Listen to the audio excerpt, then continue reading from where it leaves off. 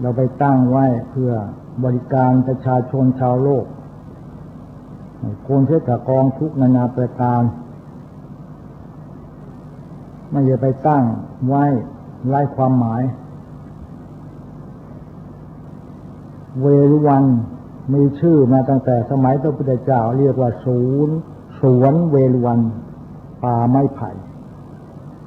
พระองค์ไปแสดงธรรมณสถานที่นั้นเราจึงตั้งให้เหมาะสมที่ดร.ลำไยถวายไว้มีไม้ไผ่ตรงถึงหลายร้อยกอ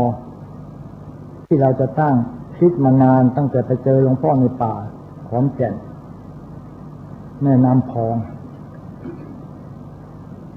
เราคิดมานานว่าถ้าได้ที่สถานที่นั้นจะตั้งชื่อว่าสวนเวรุวันป่าไม้ไผ่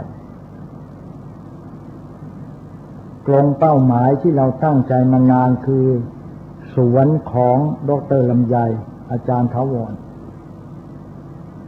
ควรจะตั้งว่าอะไรคิดมาตั้งนานแล้วตั้งแต่เดินธุดงค์กับหลวงพ่อดำในป่าคงจะเป็นสวนเวรุวันต้องมีไม้ไผ่มีหลายชนิดเรียกว่าตระกูลไม้ไผ่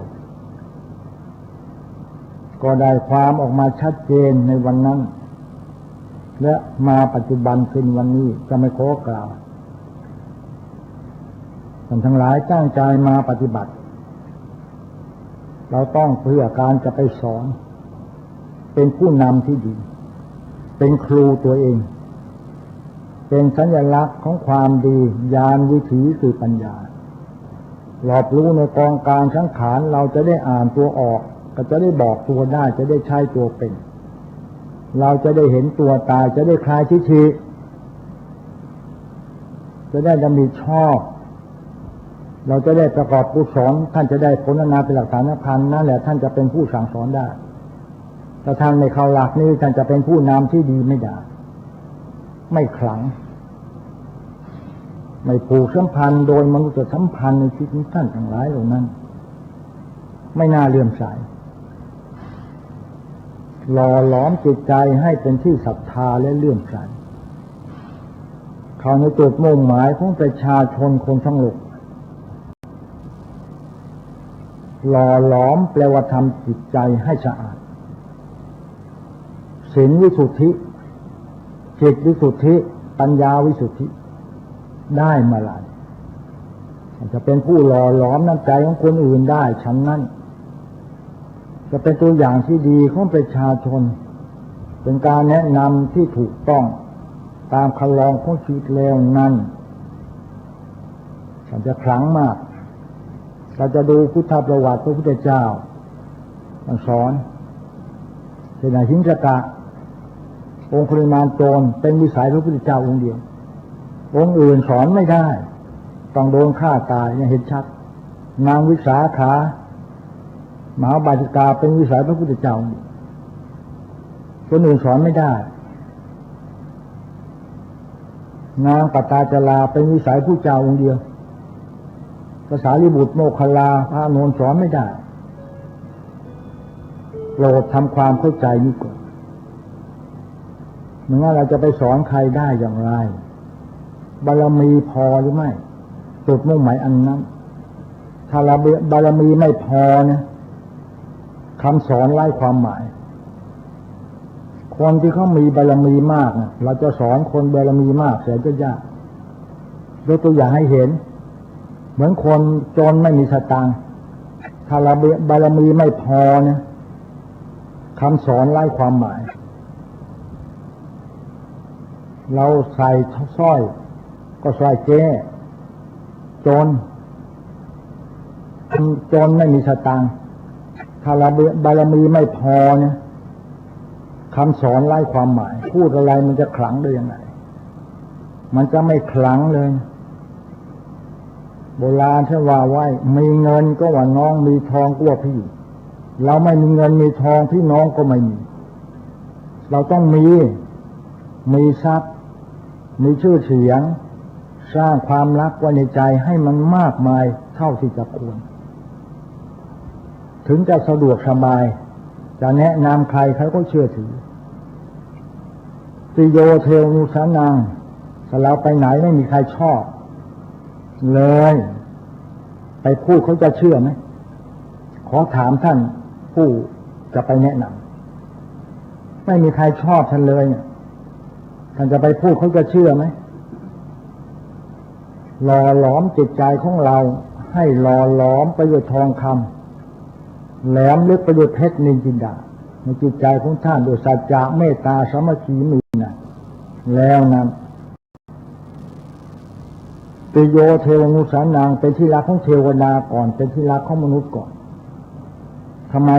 เทวดามนุษย์มารักเพราะเป็นที่รักของเขาสัจจะเมตตาสามัคคีมีนะ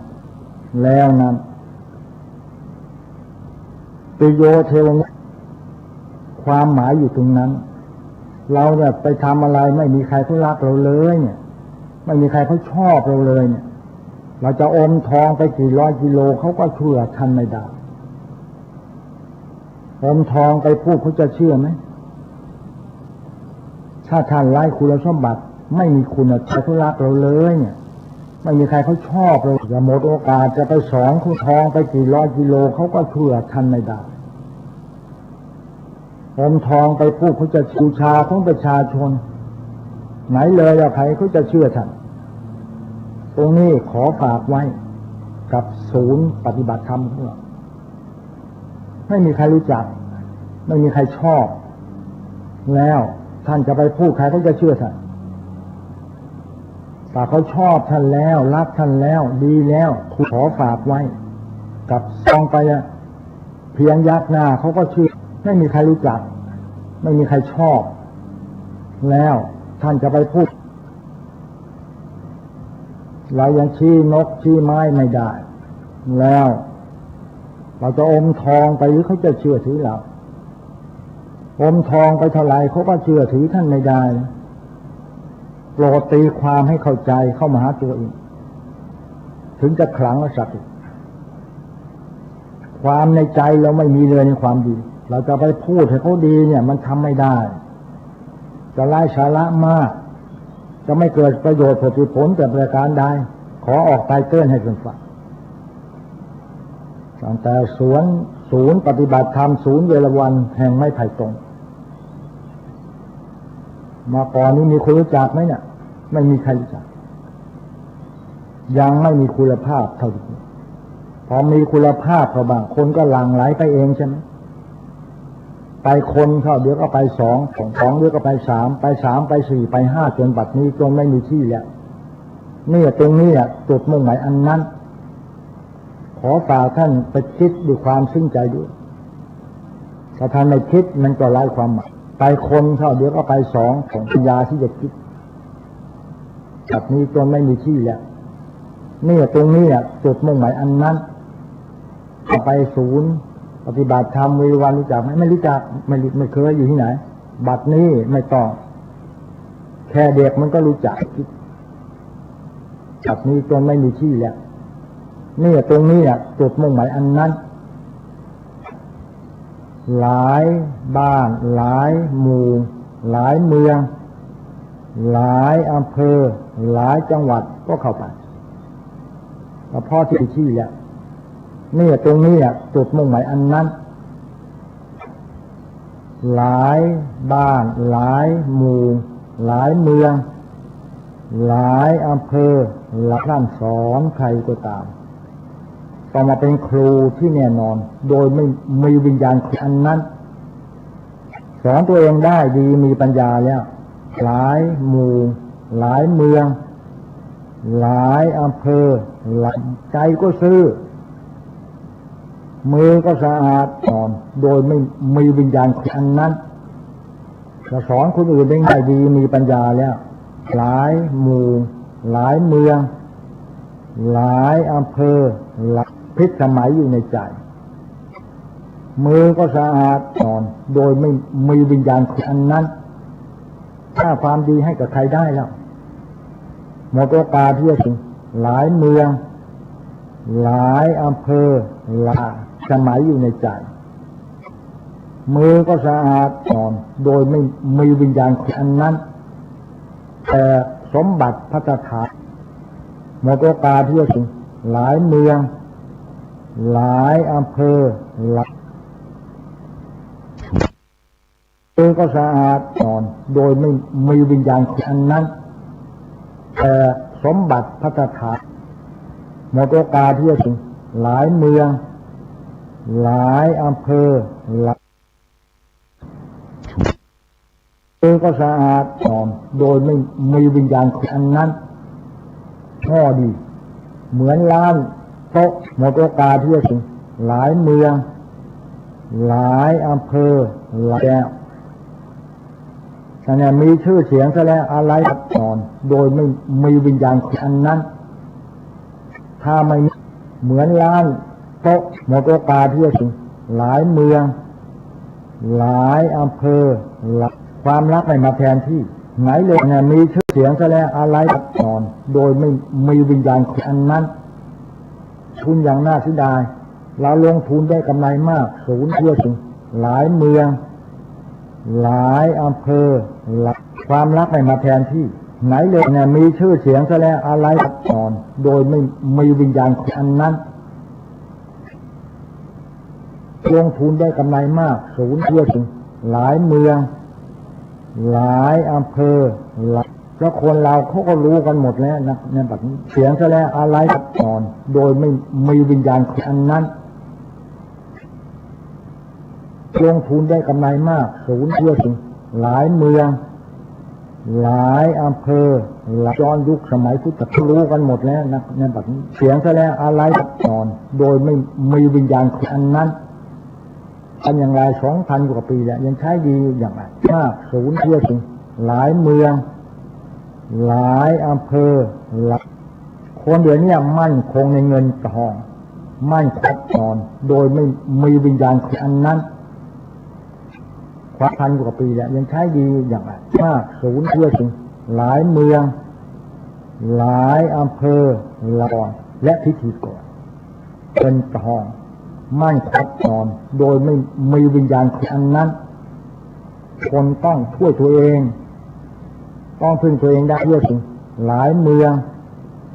หลายอำเภอหลายและพิธีกรเป็นทองมั่นคงนอนโดยไม่มีวิญญาณอันนั้นต้องพึ่งตัวเองได้เพื่อถึงหลายเมือง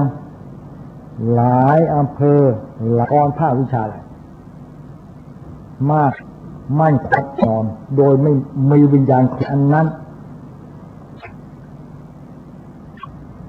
ต้องพึ่งตัวเองได้เพื่อถึงหลายเมืองหลายอำเภอหลายท่านติดตามฟังไปมากมั่นคงนอนโดยไม่มีวิญญาณอันนั้นบัดนี้ต้องพึ่งตัวเองได้เพื่อถึงหลายเมืองหลายอำเภอหลายไปแนะนำพร่ำสอนต้องตอบปัญหานอนโดยไม่มีวิญญาณอันนั้นไปสอนเขาไม่ได้ต้องพึ่งตัวเองได้เพื่อถึงหลายเมืองหลายอำเภอหลายด้วยแก้ปัญหาได้ด้วยต้องตอบปัญหานอนโดยไม่มีวิญญาณอันนั้นเอาไว้2 ระดับเรียนตามระดับในเพื่อถึงหลายเมืองหลายอำเภอหลายแก้ปัญหาได้ด้วยต้องตอบปัญหานอนโดยไม่มีวิญญาณอันนั้นแต่เมื่อเรียนตามระดับในเพื่อถึงหลายเมืองหลายอำเภอหลายไม่มีตอบปัญหานอนโดยไม่มีวิญญาณอันนั้นแต่เมื่อเรียนตามระดับในเพื่อถึงหลายเมืองหลายอำเภอหลายหลังจากไม่มีตอบปัญหานอนโดยไม่มีวิญญาณอันนั้นสวาขาโตเรานึกถึงกับในเพื่อถึงหลายเมืองหลายอำเภอหลายผู้ประพฤติดีปฏิบัติชอบนอนโดยไม่มีวิญญาณอันนั้น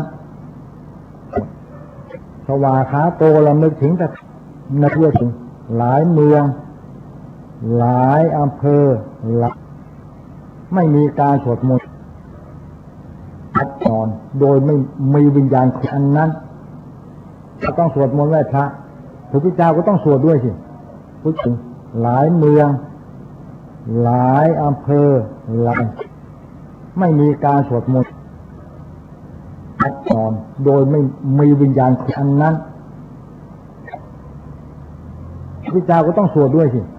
พุทธหลายเมืองหลายอำเภอหลายมีเรียนพัดนอนโดยไม่มีวิญญาณอันนั้นพระพุทธเจ้าก็ต้องสวดด้วยสิพุทธหลายเมืองหลายอำเภอหลายมีเรียนพัดนอนโดยไม่มีวิญญาณอันนั้นไม่มีพระไตรปิฎกพุทธหลายเมืองหลายอำเภอหลายไหนจดไว้ที่จิตจำไว้ที่ใจสัญญาประนอนโดยไม่มีวิญญาณอันนั้นฐานวิญญาณสัญญาไม่มีพระไตรปิฎกพุทธหลายเมืองหลายอำเภอหลายจากยอดพุทธเรียกว่าลีจำไว้ที่ใจสัญญาประนอนโดยไม่มีวิญญาณอันนั้นด้วยวาจาตบพันเหตุหลายเมืองหลายอำเภอหลายยอดพุทธเรียกว่าลีจำไว้ที่ใจสัญญาประนอนโดยไม่มีวิญญาณอันนั้นตี12ตบพันเหตุหลายเมืองหลายอำเภอหลายสมุติเทพพระราชาพระมหากษัตริย์ใจสัญญาประนอนโดยไม่มีวิญญาณอันนั้นตี12ตบพันเหตุหลายเมืองหลายอำเภอหลายพระราชาพระมหากษัตริย์ใจสัญญาประนอนโดยไม่มีวิญญาณอันนั้นเสร็จติดก่อนจำไว้เลยตบพันเหตุหลายเมืองหลายอำเภอหลายข้อแต่ข้าวพุทธเจ้าถ้าเราเนี่ยทำในเสร็จแล้วก็สวดมนต์ก่อนโดยไม่มีวิญญาณอันนั้นเสร็จติดก่อนจำไว้เลยตบพันเหตุหลายเมืองหลายอำเภอหลายถ้าเราเนี่ยทำในเสร็จแล้วก็สวดมนต์ก่อนโดยไม่มีวิญญาณอันนั้นเป็นสมุติเทศเป็นสมุติเทศหลายเมืองหลายอำเภอหลายยิ่งถ้าเราเนี่ยทำในเสร็จแล้วก็สวดมนต์ก่อนโดยไม่มีวิญญาณอันนั้นเป็นสมุติเทศหลายเมืองหลายอำเภอหลายอ่านแล้วสำเร็จเป็นพระอรหันต์นะอ่านเข้าที่แล้วก็สวดมนต์ก่อนโดยไม่มีวิญญาณอันนั้นเป็นสมุติเทศหลายเมืองหลายอำเภอหลายบ้านไหนสวดมนต์พระอรหันต์นะอ่านเข้าที่แล้วก็สวดมนต์ก่อนโดยไม่มีวิญญาณอันนั้นยังมีอยู่หลายเมืองหลายอำเภอหลายบ้านไหนสวดมนต์พระอรหันต์นะอ่านเข้าที่แล้วก็สวดมนต์ก่อนโดยไม่มีวิญญาณอันนั้นยังมีอยู่หลายเมืองหลายอำเภอหลายมาเข้าพระองค์แผ่เมตตาตลอดอ่านเข้าที่แล้วก็สวดมนต์ก่อนโดยไม่มีวิญญาณอันนั้นต้องไปโปรดในวิระจะได้เป็นรัฐมนตรีหลายเมืองหลายอำเภอหลายว่าพระองค์แผ่เมตตาตลอดอ่านเข้าที่แล้วก็สวดมนต์ก่อนโดยไม่มีวิญญาณอันนั้นก็เดินไปถึงหน้าบ้านจะได้เป็นรัฐมนตรีหลายเมืองหลายอำเภอหลายเจ้าค่ะยังไม่รู้ว่าเป็นผู้เจ้ารู้แต่ว่าเจ้าชายที่สวดมนต์ก่อนโดยไม่มีวิญญาณอันนั้นก็เดินไปถึงหน้าบ้านจะได้เป็นรัฐมนตรีหลายเมืองหลายอำเภอหลายมีอยู่ 80% นะพระเจ้า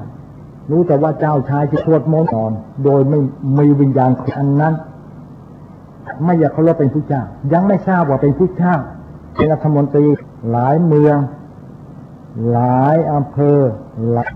มีอยู่ 80% นะผู้เจ้ารู้แต่ว่าเจ้าชายที่สวดมนต์ก่อนโดยไม่มีวิญญาณอันนั้นศูนย์นะที่ศูนย์เนี่ยไม่ทราบว่าเป็นผู้เจ้าเป็นรัฐมนตรีหลายเมืองหลายอำเภอพระเจ้าชายที่สวดมนต์ก่อนโดยไม่มีวิญญาณอันนั้นขอบิณฑบาตเถอะท่านวิระอย่าทะเลาะกันหลายเมืองหลายอำเภออย่าตีกันพระเจ้าชายที่สวดมนต์ก่อนโดยไม่มีวิญญาณอันนั้นมีกับเจ้าชายอย่าทะเลาะกันหลายเมืองหลายอำเภอมาแล้ว 80% เลยก็ลองมาโม้ก่อนโดยไม่มีวิญญาณอันนั้นถ้าเป็นใครเจ้าชายอย่าทะเลาะกันหลายเมืองหลายอำเภอจริงนะเลยก็ลองมาโม้ก่อนโดยไม่มีวิญญาณอันนั้นแกงนะอร่อยๆนี่นะแม้หลายเมืองหลายอำเภอ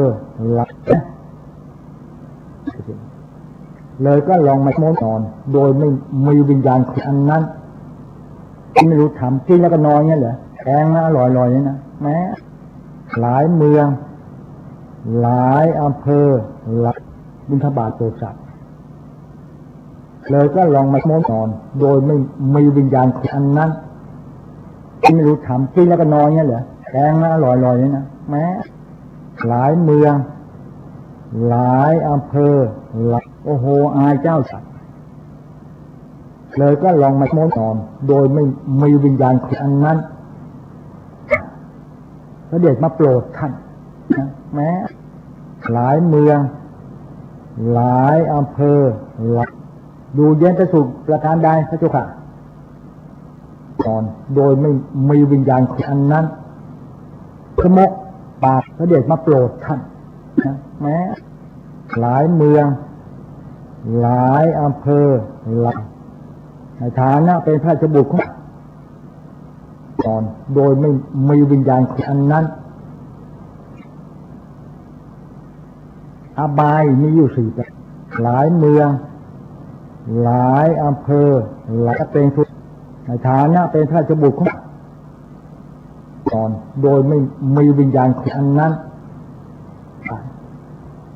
นักเลงอบายมีอยู่4แบบ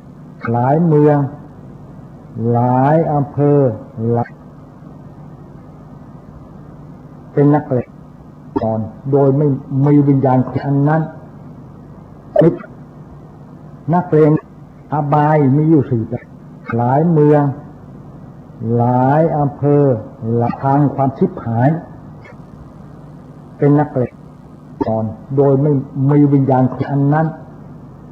เป็นสุขตลอดมาก็ยังไม่รู้ว่านี่คือเป็นสิ่งนี้อยู่4แบบหลายเมืองหลายอำเภอทางความชิบหายเป็นนักเลง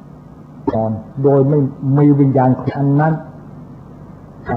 ถือบาตรนะตลอดมาก็ยังไม่รู้ว่านี่คือเป็นสิ่งนี้อยู่4แบบหลายเมืองหลายอำเภอก็บอกพระองค์เสด็จมาทำไมที่นี่พระเจ้าค่ะเป็นนักเลงก่อนโดยไม่มีวิญญาณอันนั้นไม่รู้เลยพระองค์เป็นผู้เจ้าแล้วเป็นศาสดาแล้วไม่หลายเมืองหลายอำเภอข้าพเจ้าเสด็จมาทำไมที่นี่พระเจ้าค่ะเป็นนักเลงก่อนโดยไม่มีวิญญาณอันนั้นไม่ต้องการให้ท่านมีทุกข์เป็นศาสดาแล้วไม่หลายเมืองหลายอำเภอถ้าพุทธเจ้าจะโปรดท่านจะถามพุทธก่อนโดยไม่มีวิญญาณอันนั้นถามการให้ท่านมีทุกข์เป็นศาสดาแล้วไม่หลายเมืองหลายอำเภอนิมนต์มาแต่งงานถามพุทธก่อนโดยไม่มีวิญญาณอันนั้นปากา แต่งทำไมแต่งกับใครแต่ที่ไหนต้องเรียกแล้วไม่หลายเมืองหลายอำเภอหลายนิมนต์มาแต่งงานลูกถามพุทธกรโดยไม่มีวิญญาณของอันนั้นเดี๋ยวนะใครแต่ที่ไหนต้องเรียกแล้วไม่หลายเมืองหลายอำเภอหลายเปล่านะพุทธกรโดยไม่มีวิญญาณของอันนั้นเดี๋ยวนะใครแต่ที่ไหนต้องเรียกแล้วไม่หลายเมืองหลายอำเภอหลายพุทธกรโดยไม่มีวิญญาณของอันนั้นเลยพระเจ้าจึงถามสอบไปเพื่อจะสอนต้องเรียกแล้วไม่หลายเมืองหลายอำเภอหลายชีวิตท่านมีความสำคัญหรือน้ำมีความสำคัญโดยไม่มีวิญญาณของอันนั้นนี่สำคัญมากเกินถามสอบไปเพื่อจะสอนต้องเรียกแล้วไม่หลายเมืองหลายอำเภอหลายเลยอย่ามาฆ่ากันเสียเลยเอาน้ำแบ่งกันคนละมีความสำคัญหรือน้ำมีความสำคัญโดยไม่มีวิญญาณของอันนั้นความสำคัญมากก็ลบกันไปชีวิตท่านมีความสำคัญหลายเมืองหลายอำเภอหลายกันเสียเลยเอาน้ำแบ่งกันคนละมีความสำคัญหรือน้ำมีความสำคัญโดยไม่มีวิญญาณของอันนั้นรัฐมนตรีชีวิตท่านมีความสำคัญหลายเมืองหลายอำเภอตอนเย็นเสร็จกิจธุระแล้วก็ไปเฝ้าพุทธเจ้าที่เชตวันมีความสำคัญโดยไม่มีวิญญาณของอันนั้นรัฐมนตรีชีวิตท่านมีความสำคัญหลายเมืองหลายอำเภอหลายชั้นประถมก็ไปเฝ้าพุทธเจ้าที่เชตวันมีความสำคัญ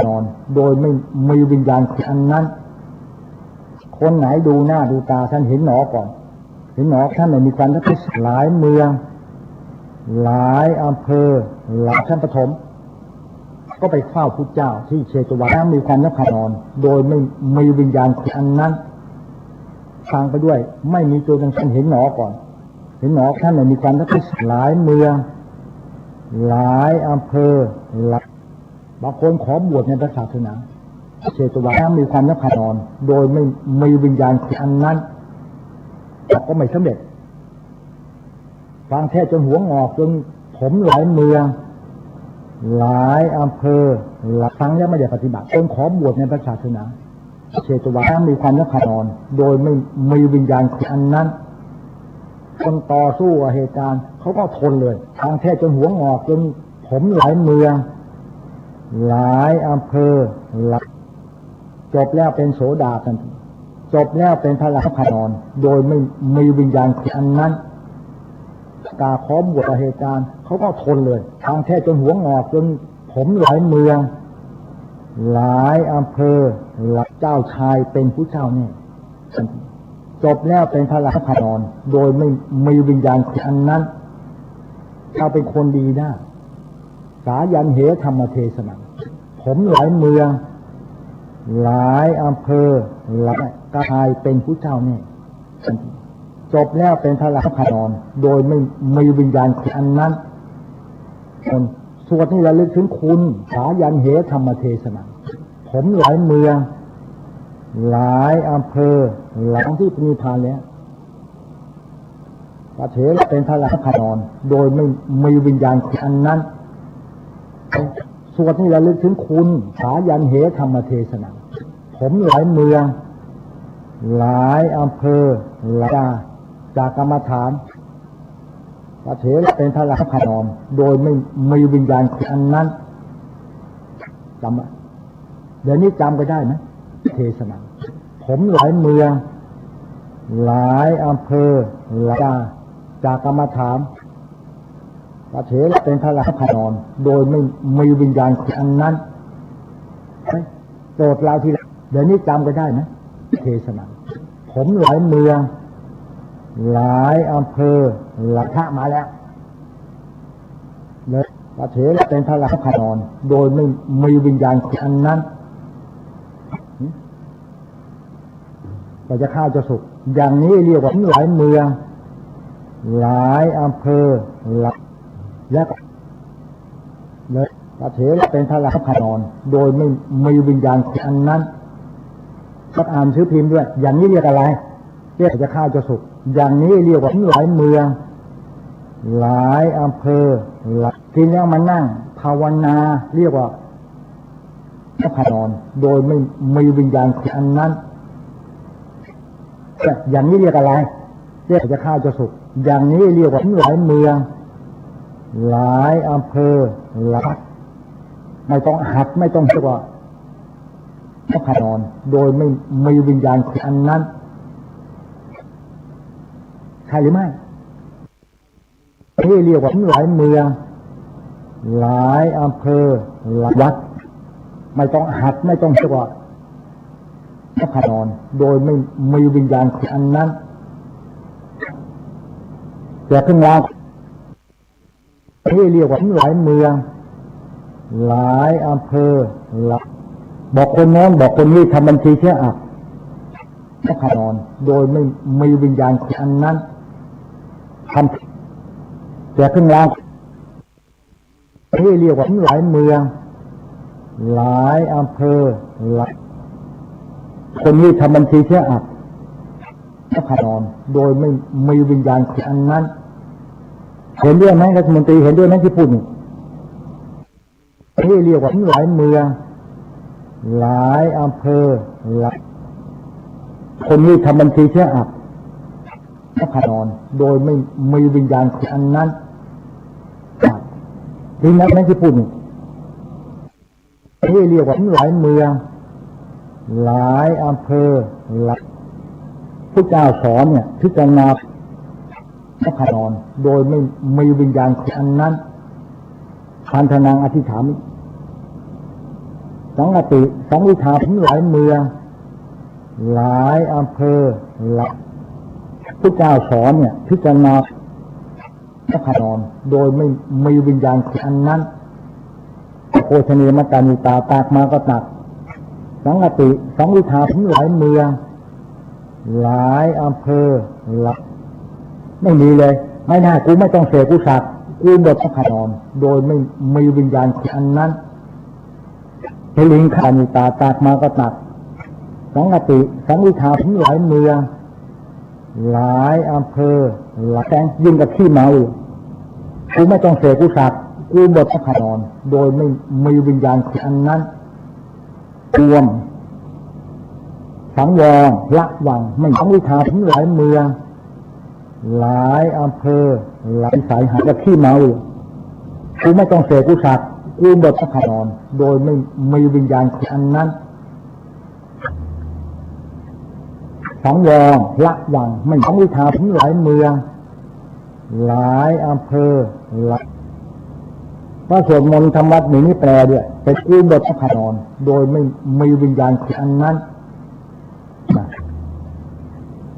สังวรละวังไม่สังวิธาถึงหลายเมืองหลายอำเภอหลายเมื่อสมัยพุทธกาลพุทธมนต์ธรรมวัดนี้แปลด้วยเป็นกูบทพระพนอนโดยไม่มีวิญญาณอันนั้นเข้ามาเฝ้าอยู่เรียกว่าบริษัท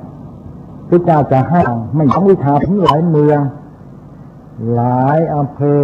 หลายเมื่อสมัยพุทธกาลพุทธมนต์ธรรมวัดนี้แปลด้วยเป็นกูบทพระพนอนโดยไม่มีวิญญาณอันนั้นเลยพุทธเจ้าจะให้ไม่สังวิธาถึงหลายเมืองหลายอำเภอหลายนากรรมนั้นเนี่ยเป็นกูบทพระพนอนโดยไม่มีวิญญาณอันนั้นคุณบิดามารดาคุณครูอุปชาอาจารย์มาสวดมนต์ไหว้พระเรียกว่าลำลึกถึงเมืองหลายอำเภอหลายที่เจ็ดสวดมนต์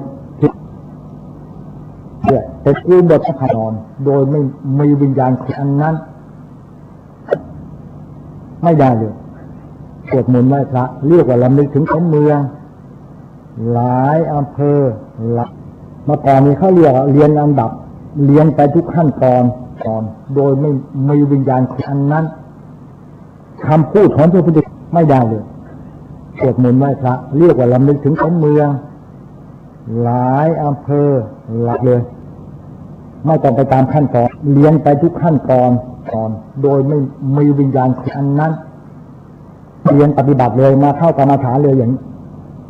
พร้อมกับสำนึกถึงคนเมืองหลายอำเภอหลักครับไม่ต้องไปตามขั้นตอนเรียนไปทุกขั้นตอนก่อนโดยไม่มีวิญญาณอันนั้นไม่ใช่เรียนอันดับ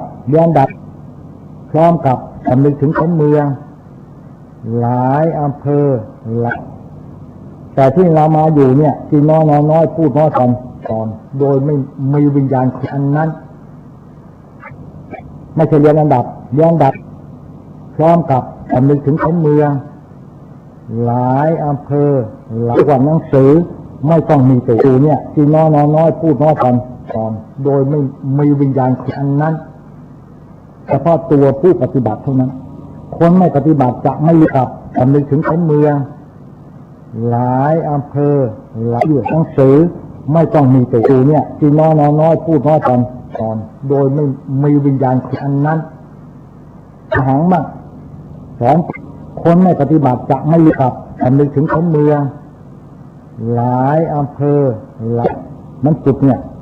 พองหนอยุบหนอจะเห็นพูดน้อยก่อนโดยไม่มีวิญญาณอันนั้นหังมากสอนคนไม่ปฏิบัติจะไม่รู้จักสำนึกถึงคนเมืองหลายอำเภอหลายเหยียบโทพองหนอยุบหนอจะเห็นพูดน้อยก่อนโดยไม่มีวิญญาณอันนั้นได้มาขอนแก่นเนี่ยจึงเอาขอนแก่นคืนไปจะไม่รู้จักสำนึกถึงคนเมืองหลายอำเภอหลายพุทธมยศละภาวนามันต้องอยู่ที่จิตพุทโธโดยไม่มีวิญญาณอันนั้นพุทธะมันเอาขอนแก่นคืนไปจะไม่รู้จักสำนึกถึงคนเมืองหลายอำเภอหลายหมายถึงที่จิตพุทโธโดยไม่มีวิญญาณอันนั้นเข้ามารับฟังโอวาทมาวานถึงคนเมืองหลายอำเภอหลายมาสมัยถึงที่จิตพุทโธโดยไม่มีวิญญาณอันนั้นพิคุบริษัทมาวานถึงคนเมืองหลายอำเภอว่างไปเปล่ามาเหมือนนาวาแล่นไปไม่มีคุณค่าเลยพุทโธโดยไม่มีวิญญาณอันนั้นพูดอยู่บริษัทมาวานถึงคนเมืองหลายอำเภอก็เตรียมพร้อมแล่นไปไม่มีคุณค่าเลยพุทโธโดยไม่มีวิญญาณอันนั้นมาวานทำอะไรทำอย่างงั้นมาวานถึงคนเมืองหลายอำเภอก็เตรียมพร้อมแล่นไปไม่มีคุณค่าเลยพุทโธโดยไม่มีวิญญาณอันนั้นสาธุสอนง่ายๆทำอย่างงั้นมาวานถึงคนเมืองหลายอำเภอแจ้งเลยเหรอที่ศูนย์เนี่ยพูดไปแจ้งเลยเหรอฆ่าเลยพุทโธโดยไม่มีวิญญาณอันนั้นผู้สอนง่ายๆทำอย่างนั้นมาวานถึงคนเมืองหลายอำเภอมหาสาระมีแก่นพูดไปแจ้งเลยเหรอฆ่าเลยพุทโธโดยไม่มีวิญญาณอันนั้นหลายอำเภอแน่นอนที่สุดที่มากที่สุดที่แต่จะถามเนี่ยต้องการให้ที่ทบโดยไม่มีวิญญาณอันนั้น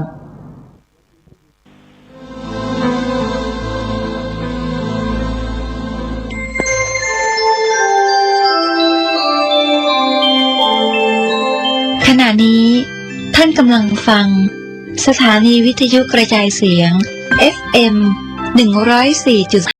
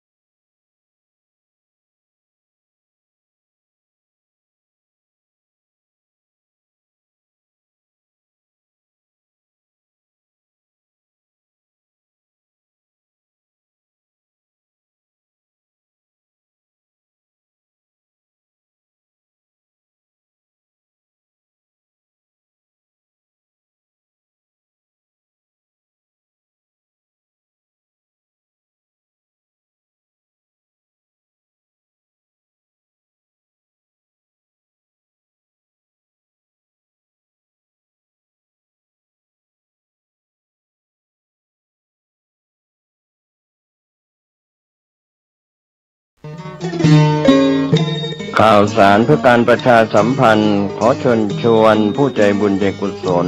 ร่วมทำบุญทอดผ้าป่าสามัคคีประจำปีพุทธศักราช 2568 เพื่อบูรณะวิหารปูพื้นกระเบื้องไวนิลตารางเมตรละ 699 บาทจำนวน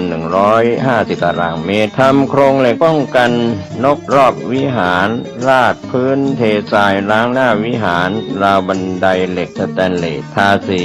รอบวิหารเปลี่ยนระบบไฟฟ้าปรับปรุงทัศนียภาพวิหารบูรณะปฏิสังขรณ์ถาวรวัตถุภายในวัดทอดถวายณวัดดอนตันตำบลเหมืองแก้วอำเภอแม่ริมจังหวัดเชียงใหม่ตรงกับวันเสาร์ที่ 1 พฤศจิกายนพุทธศักราช 2568 ช่วงเช้า 9:39 นาทีเป็นต้นไปก็ขอเชิญชวนศรัทธานักศีลนักบุญทั้งหลายร่วมงานบุญทอดผ้าป่าสามัคคีครั้งนี้เพื่อบูรณะวิหารปูพื้นกระเบื้องไวนิลรวมไปถึงทำโครงเหล็กป้องกันนกรอบวิหารราดพื้นเททรายร้างหน้าวิหารราวบันไดเหล็กสแตนเลสทาสีรอบวิหารเปลี่ยนระบบไฟฟ้าปรับปรุงทัศนียภาพวิหารบูรณะปฏิสังขรณ์ถาวรวัตถุภายในวัดดอนตันตำบลเหมืองแก้วอำเภอแม่ริมจังหวัดเชียงใหม่เสาร์ที่ 1 พฤศจิกายน 2568 นี้เชิญท่านร่วมงานร่วมบุญร่วมบริจาคได้บุญได้กุศลโดยทั่วหน้ากัน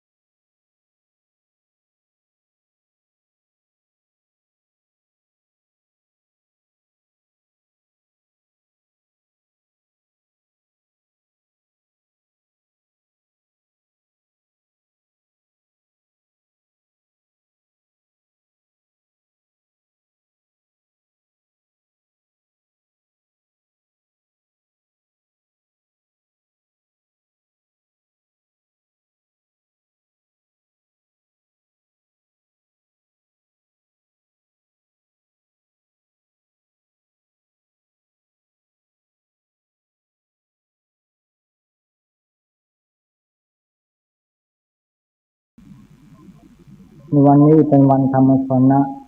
วันพระแรม8 ค่ำเดือน 5แห่งปักพุทธบริษัททั้งหลายก็พร้อม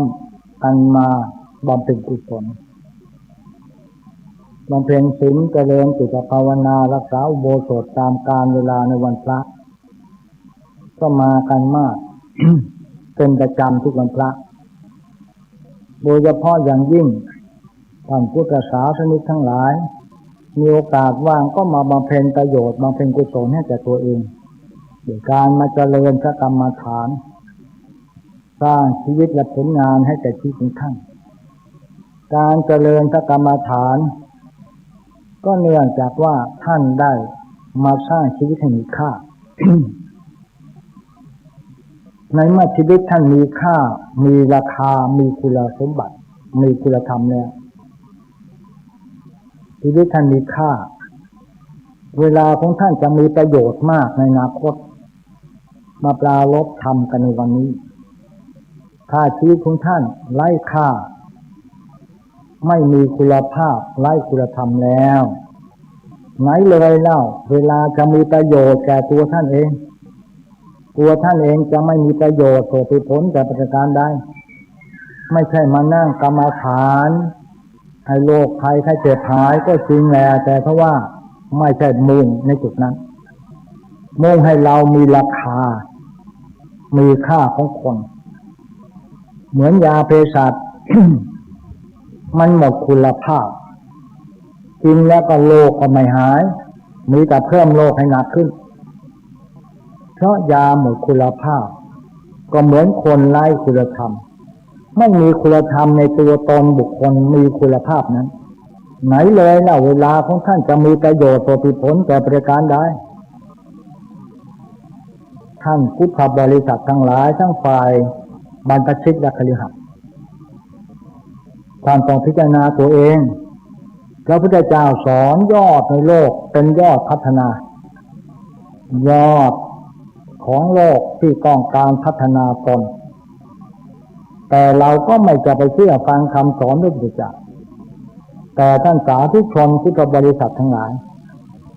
พระพุทธเจ้าไม่เคยเบียดเบียนใครพระพุทธเจ้าของเราไม่เคยเบียดเบียนตนไม่เคยเบียดเบียนคนอื่นครับพระพุทธเจ้าก็ไม่ทำตนให้เดือดร้อนไม่ทำคนอื่นให้เดือดร้อนด้วยอันนี้เป็นคำสอนที่ชัดเจนมากแต่เราก็หมดโอกาสที่จะได้ฝึกปฏิบัติไม่ทำตามคำสอนของพระพุทธเจ้าแต่ประการใดเลยเรื่องที่น่าเสียดายที่เนี่ยเกิดมาในสากลโลกมนุษย์นี้เกิดมาไร้สาระเกิดมาไม่มีคุณค่าของชีวิตเลยพระพุทธเจ้าสอนนะสอนหนาเป็นประชาธิปไตยแท้แน่นอนที่คำว่าเป็นประชาธิปไตยนั้นไม่บังคับถ้าจะมาวัดหรือไม่มาก็ไม่บังคับแต่ศาสนาอื่นนั้นจะเป็นศาสนาใดก็ตามวันอาทิตย์ต้องเข้าโบสถ์วันศุกร์ก็ต้องเข้าโบสถ์แต่ของไทยเราวันพระเข้าวัดไหม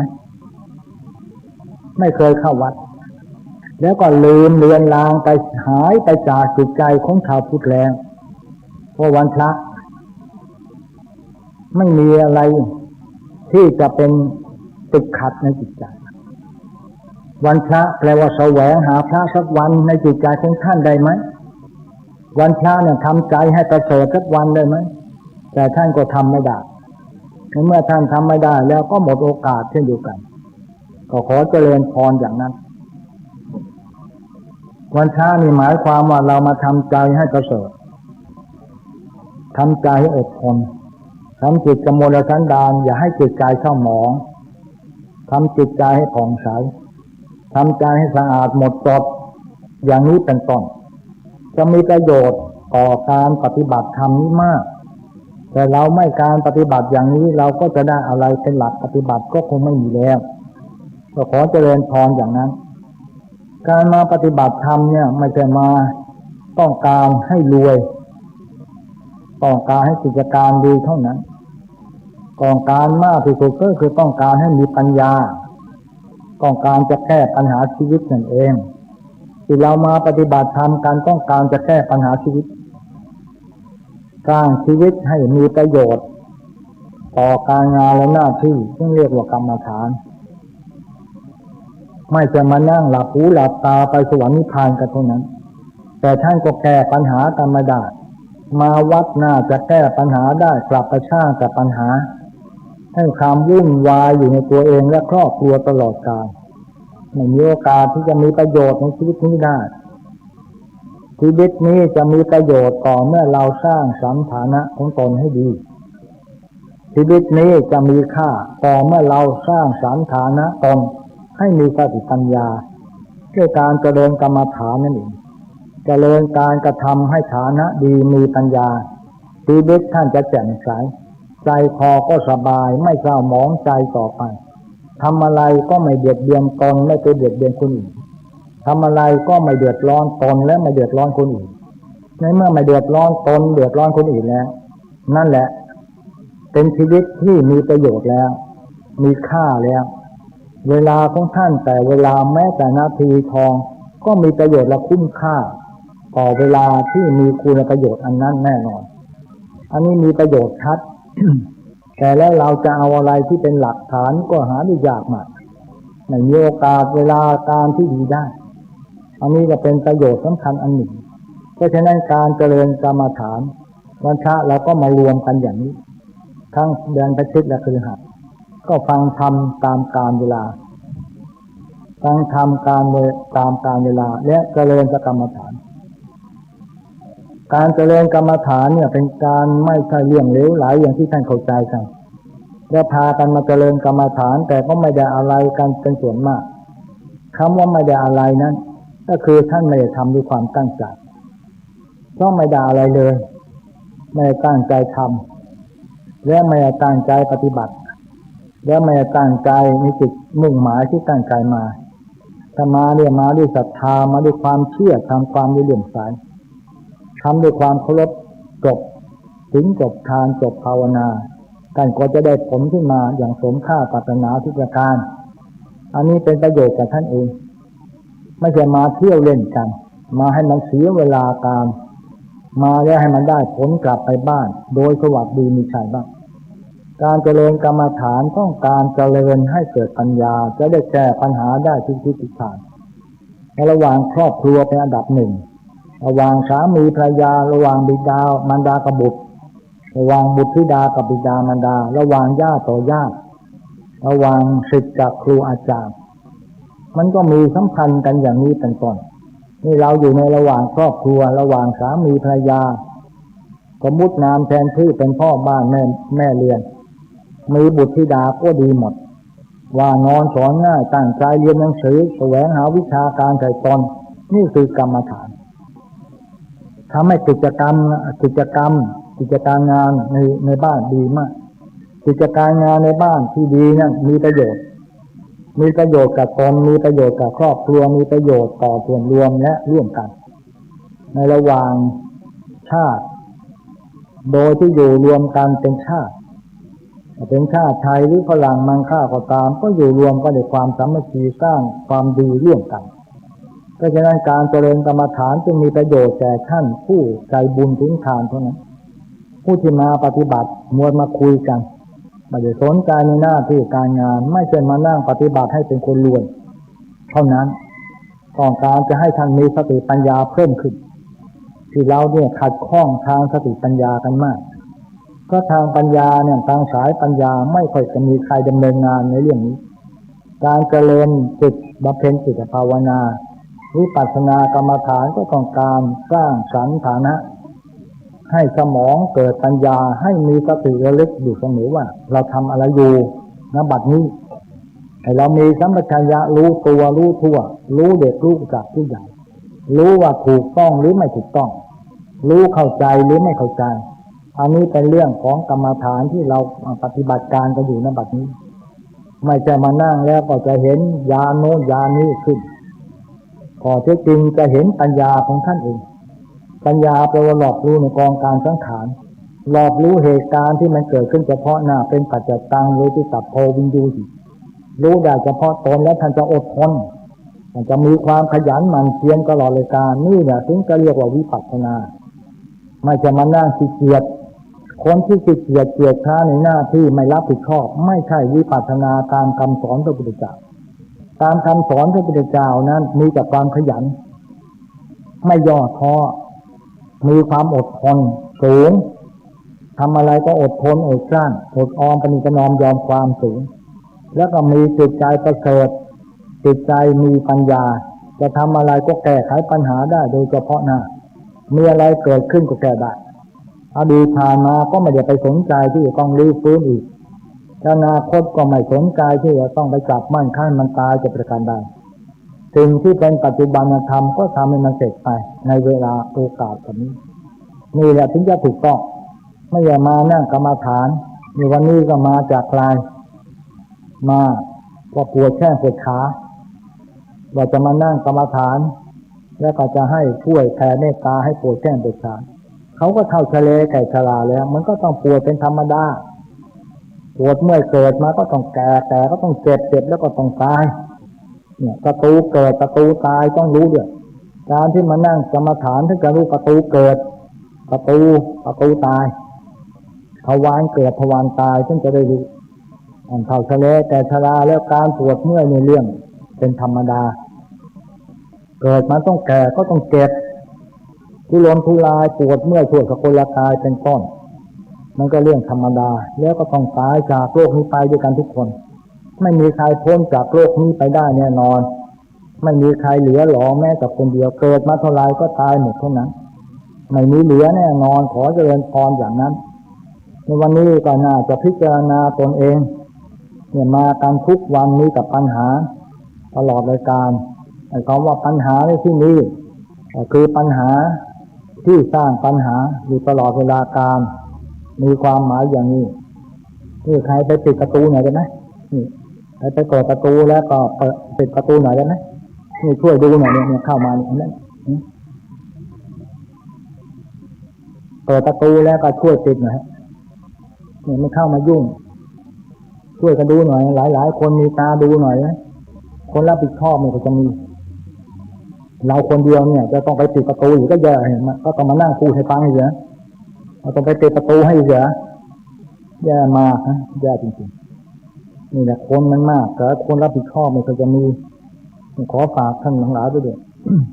นี่แหละกรรมฐานรับผิดชอบแต่แล้วก็ไม่รับผิดชอบตัวเองก็ไม่สามารถรับผิดชอบตัวเองได้นะ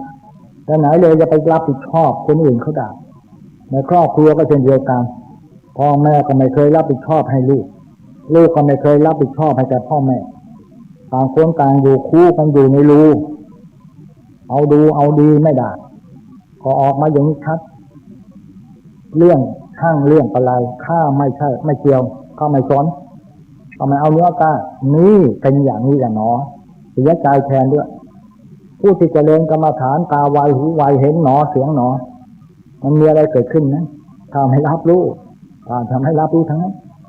นี่เป็นอย่างนี้เป็นจำนวนมากผู้ที่เจริญกรรมฐานเข้าถึงถ้าจะซึ้งใจท่านจะไฟดี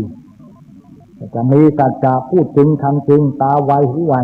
ถึงจะเท่าทะเลแต่ชราแต่ร่างกายสังขารท่านก็ต้องตายเนี่ยประตูเกิดประตูตายแต่จิตเป็นอมตะ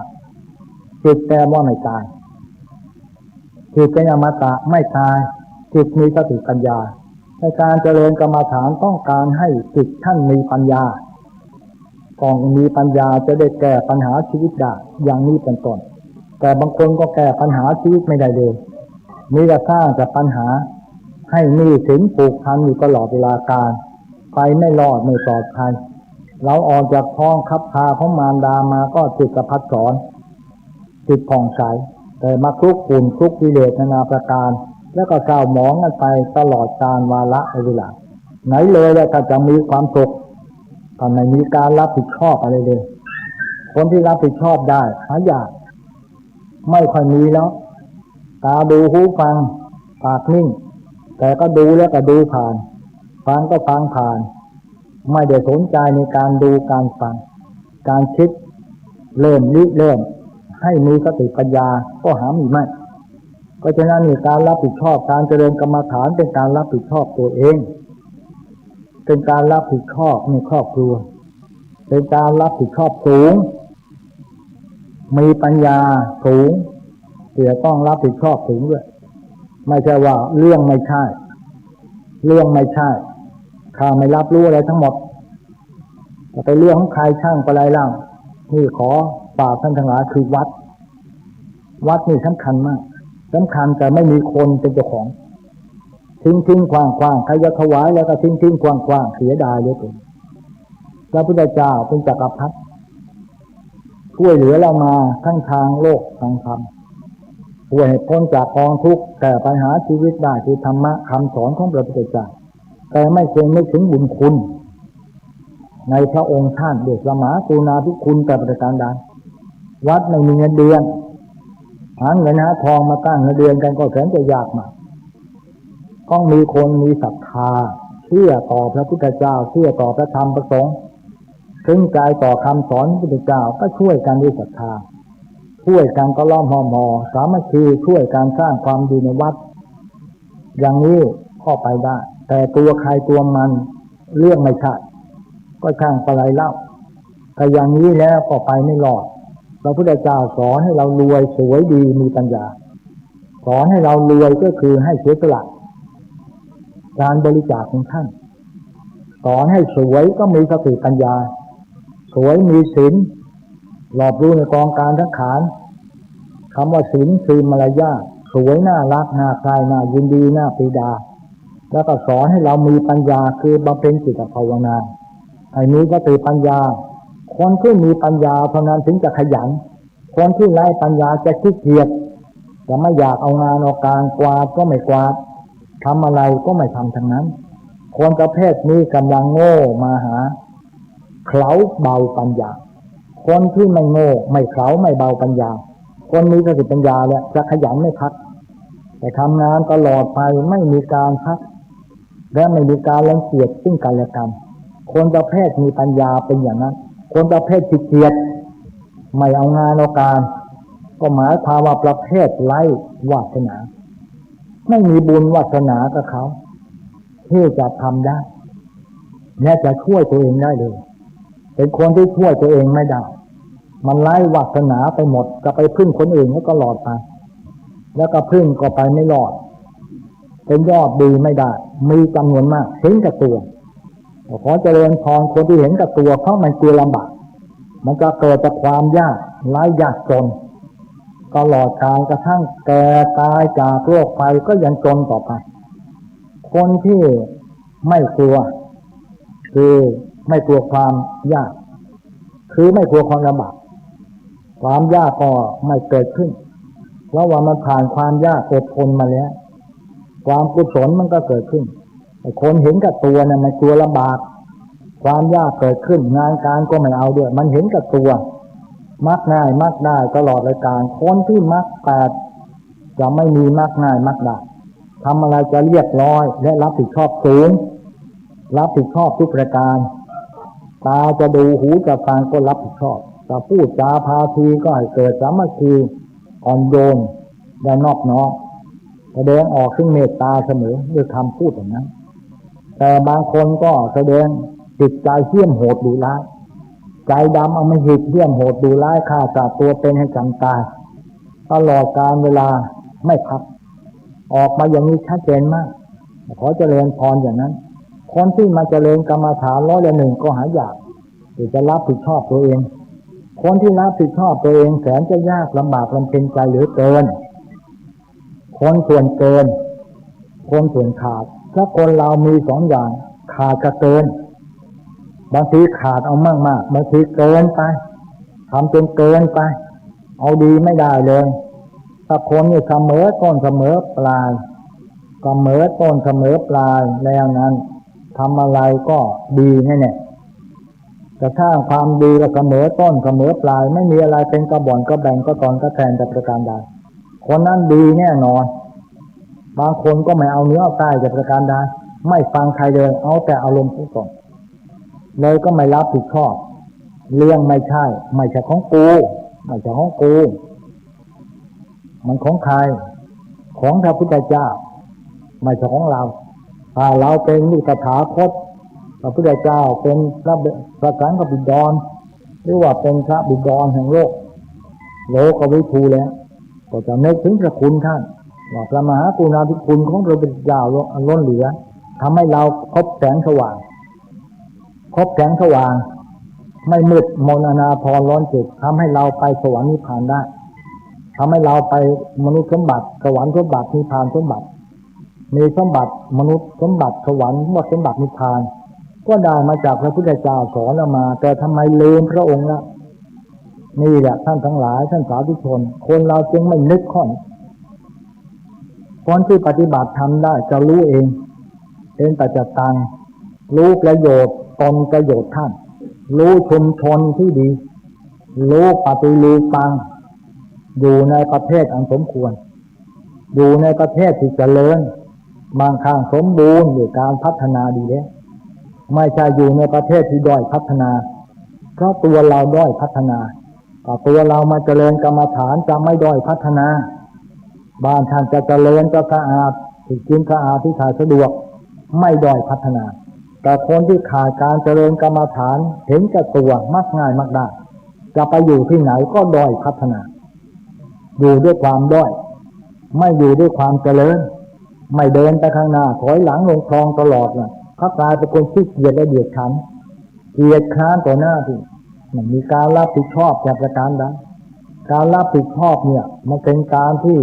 ไม่รังเกียจเป็นบุคคลที่มีอัธยาศัย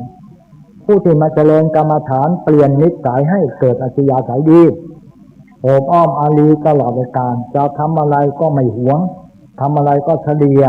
ทำอะไรก็แบ่งกันกินแบ่งกันใช้ตลอดเลยการนั่นแหละเป็นผู้มีอัธยาศัยคนเหล่านี้ใจแคบไม่เป็นผู้มีอัธยาศัยมีน้ำใจจะเป็นการใดผู้ที่เจริญกรรมฐานทำให้คนมีปัญญาดีคนมีปัญญาเนี่ยจะแสดงอัธยาศัยโอบอ้อมอารีตลอด จะมีอะไรก็แบ่งสรรปันส่วนกันไม่มีหวงแต่ประการใดมีอะไรก็ช่วยเหลือกันสามัคคีกันจะทำงานอะไรก็ร่วมสมัครสมานสามัคคีสร้างความดีในส่วนรวมถือว่าท่านผู้นั้นเข้าถึงธรรมะถือว่าท่านผู้นั้นมีสติปัญญาดีคนที่มีสติปัญญาดีเนี่ยจะไปดูอะไรเห็นใครเขาทำอะไรก็อยากจะช่วยอยากจะช่วยเหลืออยากจะสนับสนุนแสดงเมตตาแสดงความกรุณาและแสดงความยินดีซึ่งกันและกันเกิดขึ้นแก่ผู้มีปัญญาทั้งนั้น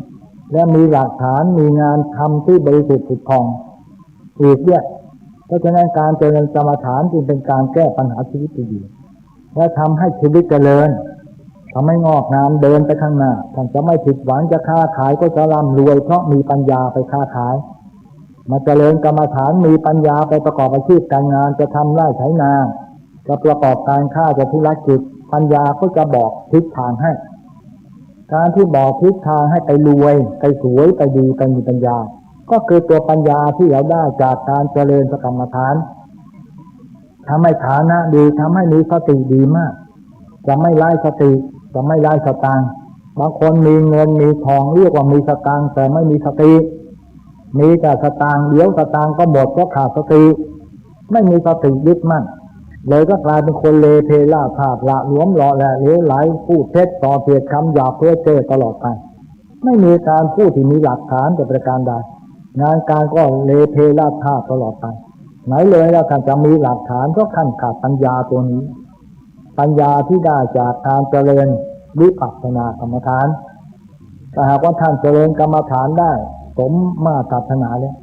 ปัญญาก็จะช่วยท่านแก้ไขปัญหาได้ปัญญาก็จะถึงกับถึกอยู่ในจิตใจของท่านจะไปเหนือมาใต้จะหยิบเงินก็ไหลนองจะหยิบทองก็ไหลมา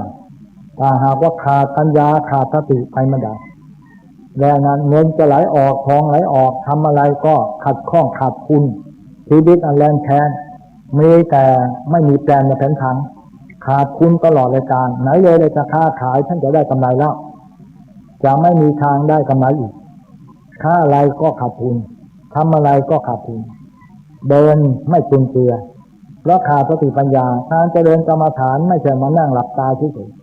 ๆมามีสติปัฏฐานสี่คือกายานุปัสสนาติปัฏฐานเวทนานุปัสสนาติปัฏฐานจิตานุปัสสนาติปัฏฐานธรรมานุปัสสนาติปัฏฐานฐานทั้งสี่นี้ต้องให้สมบูรณ์กายจะยืนเดินหรือนั่งนอนเหลียวซ้ายเหลียวขวาตั้งสติไว้ที่กายกายก็เรียบร้อยและทางด้านวาจาก็เพราะด้านวาจาก็โอบอ้อมอารีกันพูดสุภาพอ่อนโยนอ่อนหวานอ่อนโยนตลอด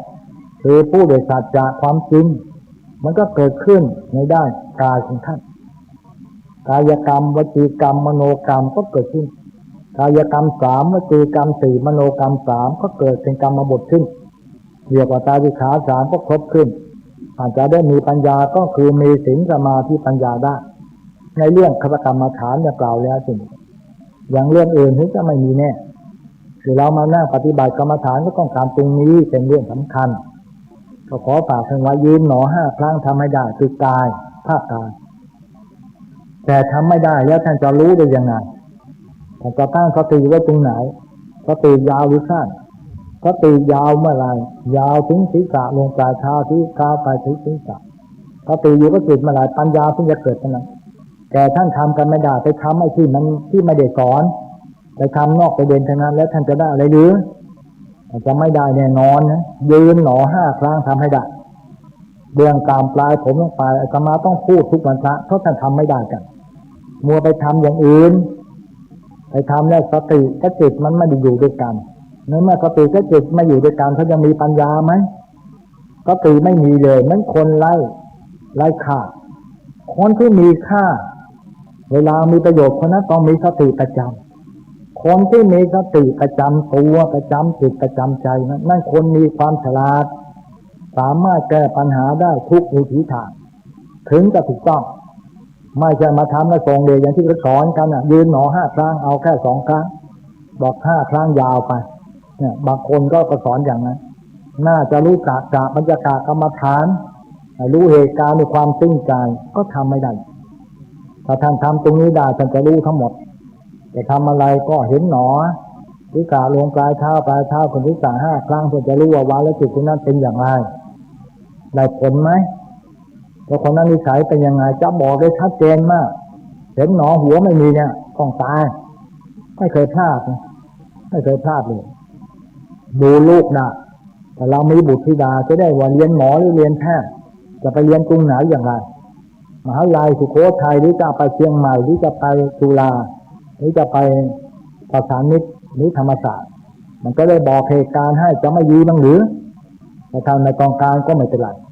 สามีภรรยาก็ยังแตกคอกันทิ้งขว้างกันได้หน้าเสียดายปล่อยให้ลูกเป็นปมด้อยติดยาเสพติดอีกต่อไปนี้ก็ปัญหามาเข้าที่วัดนี้เป็นประจ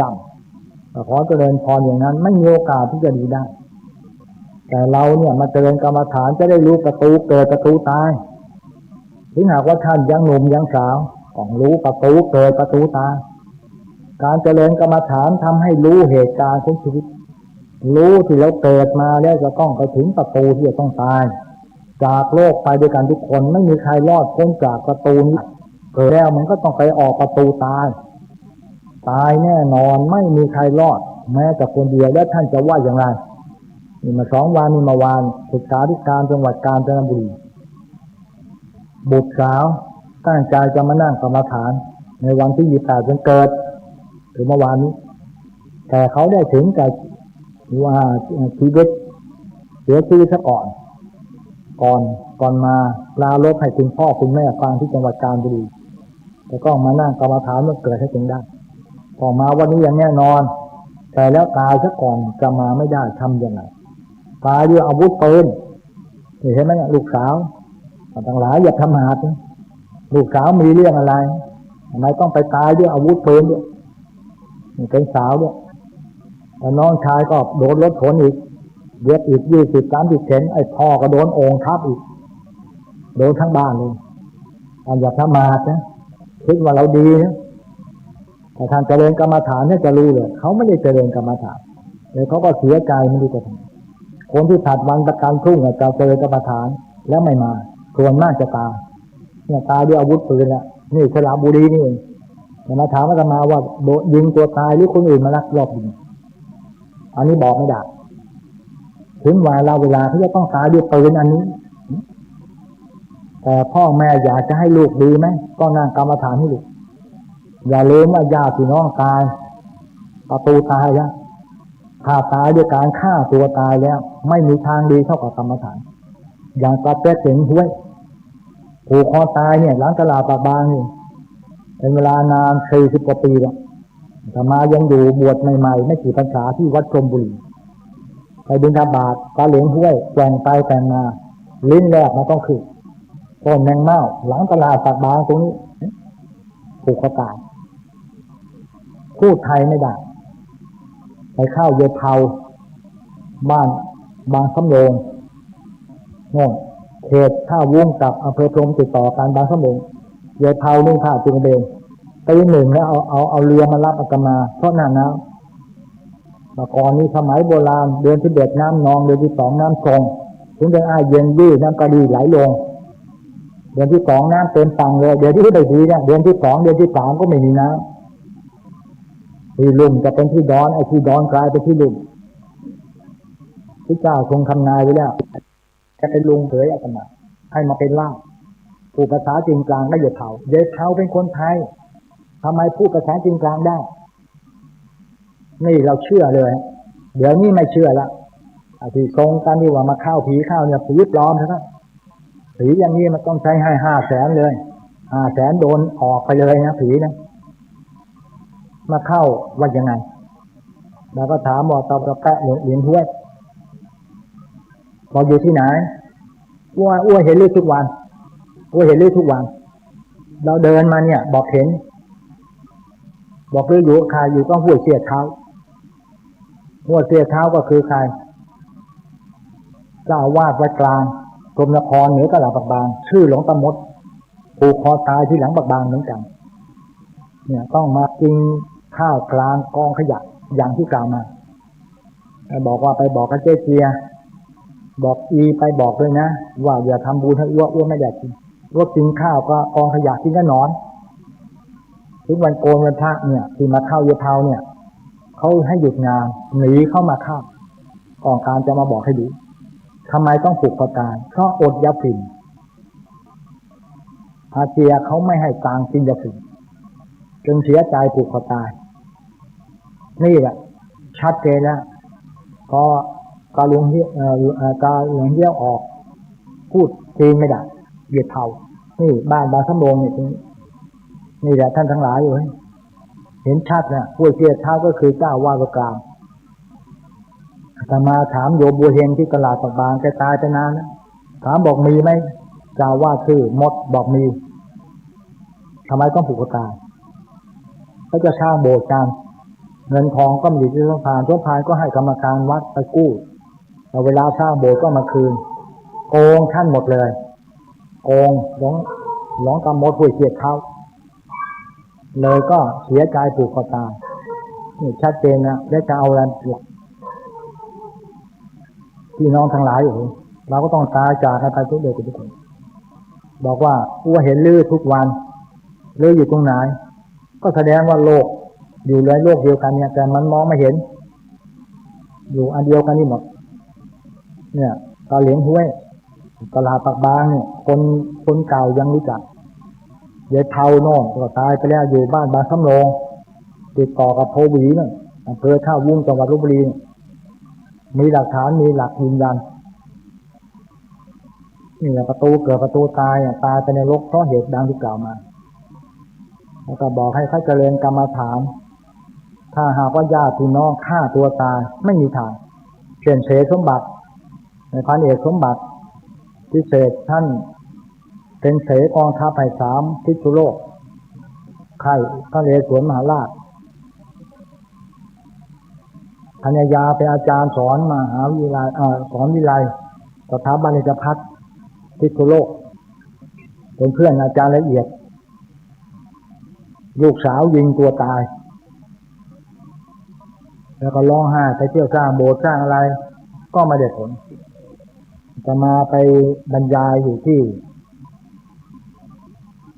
กองทัพไป7 วัน 7 คืนไปทั้งวังทองไปหลายแห่งเต๋ก็ร้องไห้บอกลูกสาวผมยิงตัวตายไม่ได้ฝันเลยก็บอกว่าถ้าท่านเชื่อกันมาก็2 คนตายายลาพักร้อนนั่งกรรมฐาน2 คน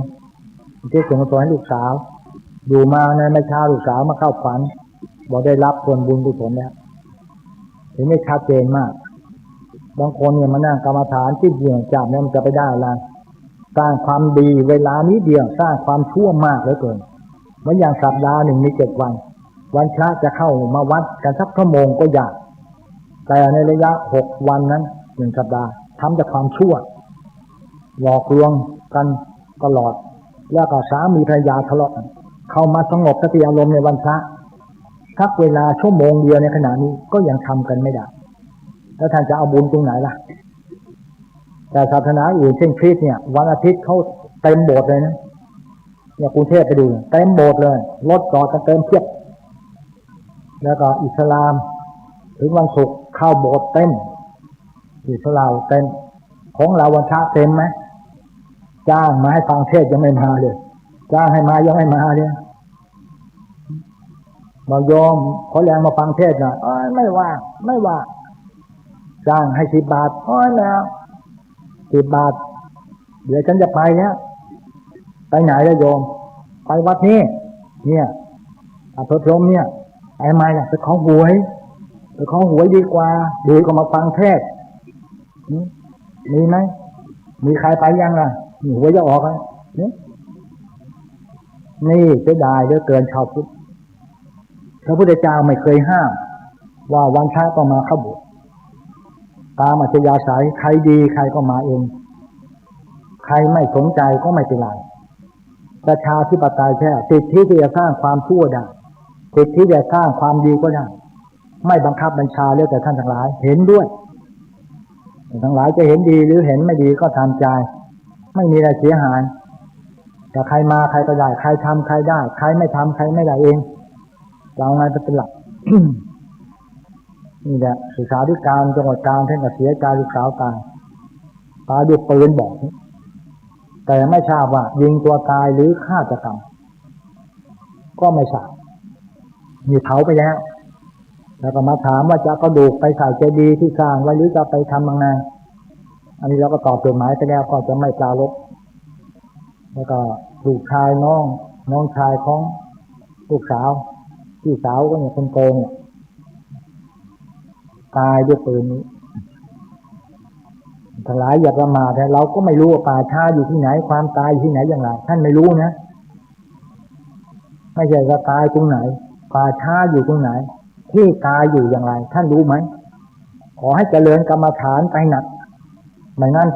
จะไม่รู้เรื่องอาตมาถ้าไม่รู้ล่ะว่าวันที่14 ตุลาจะต้องถูกรถชนคอหักตายมาเป็นเวลา19 ปีแล้วขอเจริญพรลาเที่ยง45 นาทีก็ชนเราคอหักที่หลังปากบางในแพทย์สมหมายทองประเสริฐยังเป็นพยานเท่าแก่ชาวที่อยู่หลังตลาดปากบางยังมีชีวิตอยู่ที่ขับรถเราไปส่งโรงพยาบาลแต่แล้วดีใจเหลือเกินโยมตามูกหายใจไม่ได้เลือดเต็มคอพับแต่เขาดื้อหายใจได้ท้องหนอยุบหนอหายใจได้คิดถึงแม่ทุกวันถ้าใครทำกรรมฐานจะคิดถึงแม่ว่าแม่จ๋าแม่จ๋า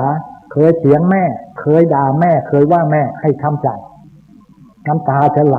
หล่นลงมานี่แหละทำกรรมฐานได้ผลมานั่งทำกรรมฐานไม่เคยคิดถึงแม่คิดถึงพ่อคิดถึงกับแฟนท้องหนอยุบหนอมาไล่ผัวกูจะกลับบ้านหนอท้องหนอยุบหนอมาไล่ผัวกูจะดีข้างหนอย่างนี้แต่ก็ไม่หมายความว่าพวกนี้นะเนี่ยมีปัญหามาถามอาตมาเสียใจด้วยน่าจะระลึกถึงความดีของตัวเองบ้างพยายามระลึกถึงความไม่ดีของคนอื่นทำไมล่ะอาจจะไม่ได้อะไรกี่ตัวท่านตายจนจะเสียดายเวลาเนี่ยแล้วก็ไม่รู้ว่าท่านจะตายเมื่อไรหนุ่มสาวอย่าประมาทว่าเราจะต้องแก่ตาย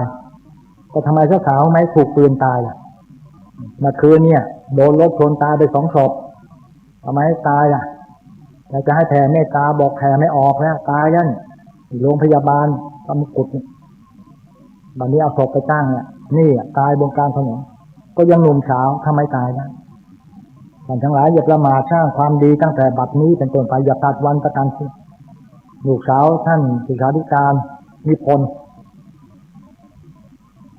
ที่จังหวัดกาญจนบุรีบอกกับพ่อแม่เขาดีใจเขาจะต้องมานั่งกรรมฐานวันเกิดเมื่อวานแต่ตายก่อน1 สัปดาห์โดนปืนตายดังที่เก่าแล้วนี่ไม่ชัดเจนนะเขาก็น่าเสียดายเวลาเขาแต่เขามาซะก่อนก็อาจจะไม่ตายก็ได้อย่างในวันชัยอาตมาเนี่ยคนขับรถหัวไม่มีเนี่ยบอกไปบอกไม่ใหญ่นะเข้ากรรมฐาน10เอาไปให้15 วันเอาเลยเนี่ยไม่น่าจนกระทั่งตายไม่เข้ากรรมฐานขับรถความตายคาที่เลยเนี่ยต้องขอพูดเสมอไปเพราะมันฝังใจเราเหลือเกินไปผาตั้งด้วยกันคอไม่มีหัวไม่มีเราก็ตรงตกกันแต่ไปผาตั้งเชียงรายด้วยกันเขาต้องตายจากเราไปมาอยู่กับเรา15 ปีแล้วเป็นคนดีที่สุดคนมาเผาศพเป็นพันไม่ได้แจกการเลยนะแต่เรามีดิพาทมอนให้เสร็จเลยทำศพอย่างสมเกียรติก็คนดีเราต้องส่งเสริมขอฝากไว้คนขยันอยู่บ้านท่านไม่ดูดายป้ายงัวป้ายควายช่วยแก้รถให้ช่วยอะไรทุกอย่างนี่แหละความดีเนี่ยอยู่ก็ไว้ใจอยู่ก็รักตายก็คิดถึงลำพึงลำพันอย่างนี้ตายไปก็ต้องคิดถึงซึ่งกันและกันจะอยู่ก็รักซึ่งกันและกันเพราะความรักนี่มันเกิดขึ้นจากความดีต่อกันจึงจะรักกันผัวเมียไม่มีความดีต่อกันเลยมันจะซึ้งใจมันจะรักกันไหมไม่มีรักกันนี่จะเหินห่างเลยจะจากล้างกันไปแน่นอนที่สุดมีความหมายอย่างนั้นนี่แหละอาตมาก็ช่วยเขาไม่ได้บอกให้นางกรรมฐานก็ไม่นั่งในวันฉันเขาก็เลยมาตายใช่ไหมรถคว่ำคอหักตายคาที่ช่วยไม่ได้เนี่ยท่านทั้งหลายอย่าประมาทนะและในวันชายแก่หรือเปล่าแก่หรือหนุ่มหรือสาวท่านทั้งหลายอายุเช้าเย็นสายบ่ายเย็นอะไร อย่าประมาทคิดว่าเราจะอยู่อีกนานนะตายจะคืนนี้ได้ขอฝากไว้เพราะฉะนั้นบรรดาท่านทั้งหลายอาตมาจะให้ข้อคิดในกรรมฐานถึงเมื่อประตูเกิดประตูตาย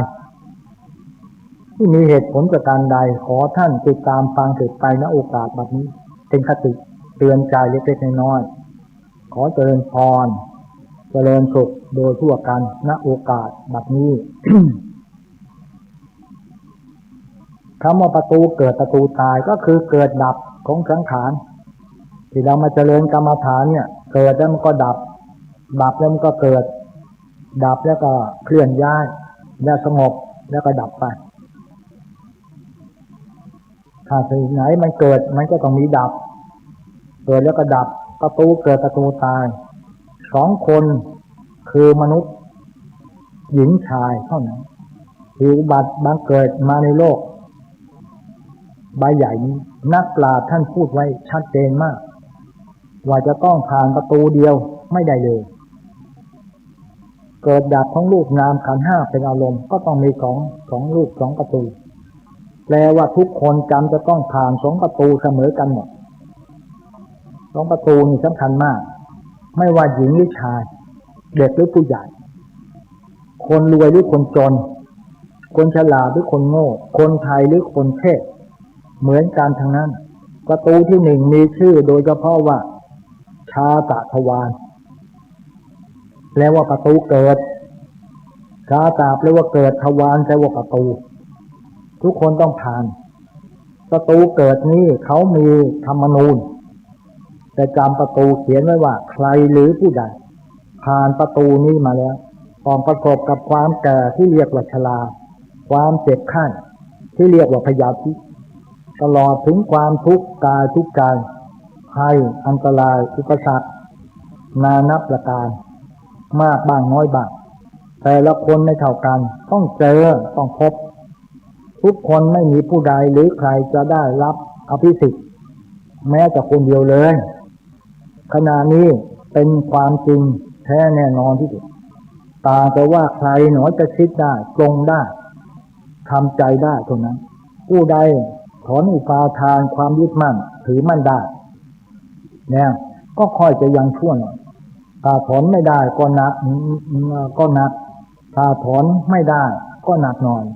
หรือถึงความตายได้ความแก่ความเจ็บไข้ความทุกข์ต่างๆใครหนอจะชอบหรือไม่ชอบก็จะต้องพบต้องเจอถ้าเตรียมตายเตรียมใจไว้เสียก่อนก็เบาหน่อยแม้ไม่มีใครอยากตายเลยทุกคนก็อยากจะขออยู่ต่อไปก่อนแต่ความตายก็ไม่เคยยกเว้นให้ใครเลยและในที่สุดทุกคนก็จะต้องพบกับมรณะคือความตายต่างแต่จะเร็วหรือช้าตรงนั้นประตูที่สองนั้นมีชื่อโดยเฉพาะว่ามรณะทวารแปลว่าประตูตายมรณะแปลว่าตายทวารแปลว่าประตูตายนี่เขามีธรรมนูญแต่จำประตูเขียนไว้ว่าใครหรือผู้ใดผ่านประตูขึ้นมาหรือไปแล้วจะเอาอะไรติดตัวติดมือไปไม่ได้แน่นอนคนรักของชอบใจที่ดินที่ไร่ที่สวนที่นาบ้านที่อาศัยเป็นต้นเอาไปไม่ได้เลยแม้แต่อย่างเดียวแขนขามือจะเป็นแขนหรือเป็นขาเป็นมือเป็นเท้าก็เอาไปไม่ได้เสื้อผ้าก็ไปไม่ได้พระพุทธเจ้ารับสั่งไว้ว่าเอาไปได้แต่บุญกับบาปความดีและความชั่วที่ทำเอาไว้เมื่อมีชีวิตอยู่เมื่อยังไม่ตายเท่านั้นเอาไปด้วยได้โดยที่บุญบาปดีชั่วเป็นนามธรรมเมื่อจิตวิญญาณไปไหนบุญบาปดีชั่วก็ไปด้วยเงาบุญเงาบาปก็ติดตัวโยมไปด้วยเพราะเป็นนามธรรมด้วยกันพลุจะขึ้นอากาศได้เพราะอาศัยดินขับชั้นใดจิตวิญญาณจะไปเกิดอยู่ในภพไหนภพดีหรือไม่ดีบุญบาปก็เป็นดินขับไปฉะนั้นประตูทั้งสองนั้นไม่สำคัญเท่าใดนะ ใครอายุสั้นอายุยาวก็ไม่สำคัญความสำคัญที่สุดคือในระหว่างเกิดกับตายกี่เดือนกี่ปีนี้ใครได้ทำบุญกุศลความดีอะไรไว้มากหรือน้อยมีประมาณเท่าไหร่นี่สำคัญกว่าบางคนเกิดมาอยู่ในโลกนี้นะเกือบ100 ปีแต่ไม่ได้กระทำความดีอะไรไว้เลยทำแต่ความชั่วเป็นส่วนใหญ่หรือทำแต่ความชั่วส่วนเดียวท่านว่าคนที่เกิดมาเพียงวันเดียวความชั่วไม่ทำแต่ทำแต่ความของท่านผู้นั้นดีเลิศประเสริฐแท้งดงามกว่าคนที่อายุเกือบร้อยที่ไม่ได้กระทำความดีอะไรเลยไม่ได้ทำความดีอะไรไว้เลยท่านทั้งหลายทุกคนจะเข้าใจหรือไม่เข้าใจก็ตามต่างก็ได้ผ่านประตูที่หนึ่งคือชาตะทวารมาแล้วต่างคนก็ได้ผ่านมาแล้วเหมือนกันทุกคนเหมือนกันหมดทั้งนั้นธรรมนูญหลายอย่างทุกคนก็ได้ประสบพบหมดแล้วทุกอย่างเรียบร้อยต่างก็ทนได้บ้างทนไม่ได้บ้างไม่ช้าทุกคนก็จะต้องผ่านประตูที่2แล้วมรณะทวารคือประตูตายบางคนอาจจะอยู่เกือบ100 ปีจะ100 ปีหรือเกิน100 ปีก็ต้องผ่านแน่นอนเตรียมตัวและทำใจไว้นะว่าในที่สุดเมื่อตายลงใครจะเอาทรัพย์สมบัติสิ่งของอะไรติดตัวไปไม่ได้พระพุทธเจ้าพระองค์ท่านรับสั่งไว้ว่าอย่างไรข้อนั้นแหละสำคัญการเดินทางสู่โลกหน้านั้นไม่ต่างอะไรกับการเดินทางในโลกนี้ไม่ว่าจะเป็นในการเดินทางในประเทศหรือต่างประเทศใกล้หรือไกลการเดินทางรวมมากน้อยเท่าไรเป็นหมื่นเป็นแสนหรือเท่าไรโยชน์ก็ตามถ้าไม่มีพาหนะหรือค่าเดินทางเลยจะไปได้ไหมแต่ถ้ามีพร้อมและมากด้วยความสะดวกสบายจะมีเพียงใดลองคิดดูเอาเองก็แล้วกันท่านสาธุชนทั้งหลายการเดินทางโลกนี้ก็เหมือนกันถ้ามีพาหนะมีเสบียงมากสุขสบายคล่องตัวขอฝากไว้ทุกคนคิดด้วยหาไม่แล้วการฟังเรื่องนี้จะไม่ก่อให้ไปเกิดประโยชน์แต่ประการใดขอทุกท่านโปรดได้พิจารณาอันนี้การเจริญพระกรรมฐานเป็นการรู้สึกนึกคิดในธรรมนูญชีวิตเดี๋ยวต้องเดินทางไม่พลาดผิดคิดถึงตัวต่อไปก็ขอฝากท่านทั้งหลายไว้ในโอกาสนี้ด้วยบางคนไม่เอามานั่งกรรมฐานสอนไม่ค่อยเอาไม่ได้สนใจนะมาถามไม่เรื่องไม่เป็นเรื่องเป็นราวถามไม่เป็นเรื่องเป็นราวอย่างนี้เป็นต้นว่าอะไรว่าอย่างนั้นมีปัญหาอะไรยังไม่จบนี่เราก็ยังฟังครูอาจารย์สอนบางทีสอนไม่เหมือนกันอย่างมีเวทนาเกิดขึ้นแล้วก็ต้องกำหนดเวทนากำหนดปวดหนออย่างเกิดขึ้นอย่างไรกำหนดตรงนั้นขณะที่เดินจงกรมเนี่ยนี่เราพูดยังไม่จบเนี่ยขออยู่ไปก่อนจบให้มันก่อนเดินจงกรมกายานุปัสสนาเกิดปวดตรงโน้นตรงนี้หยุดนะเอาทีละอย่างนะเอาทีละอย่างด้วย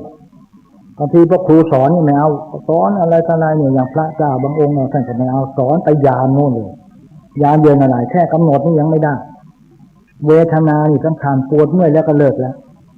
ต้องกำหนดทีละอย่างปวดหนอปวดตรงไหนล่ะเพ่งมันตรงนี้ตั้งสติไว้ปวดหนอเกิดขึ้นตั้งอยู่ดับไปเดี๋ยวก็หายแล้วก็อย่างคนปวดขาเนี่ยคนบาเลเนี่ยปวดมา7 ปีแล้วกำหนดเรื่อยๆไปหายเด็ดขาดจนแบบนี้อย่างเนี้ยนายยุทธนายกพุทธสมาคมอุทัยธานีมาที่กันมา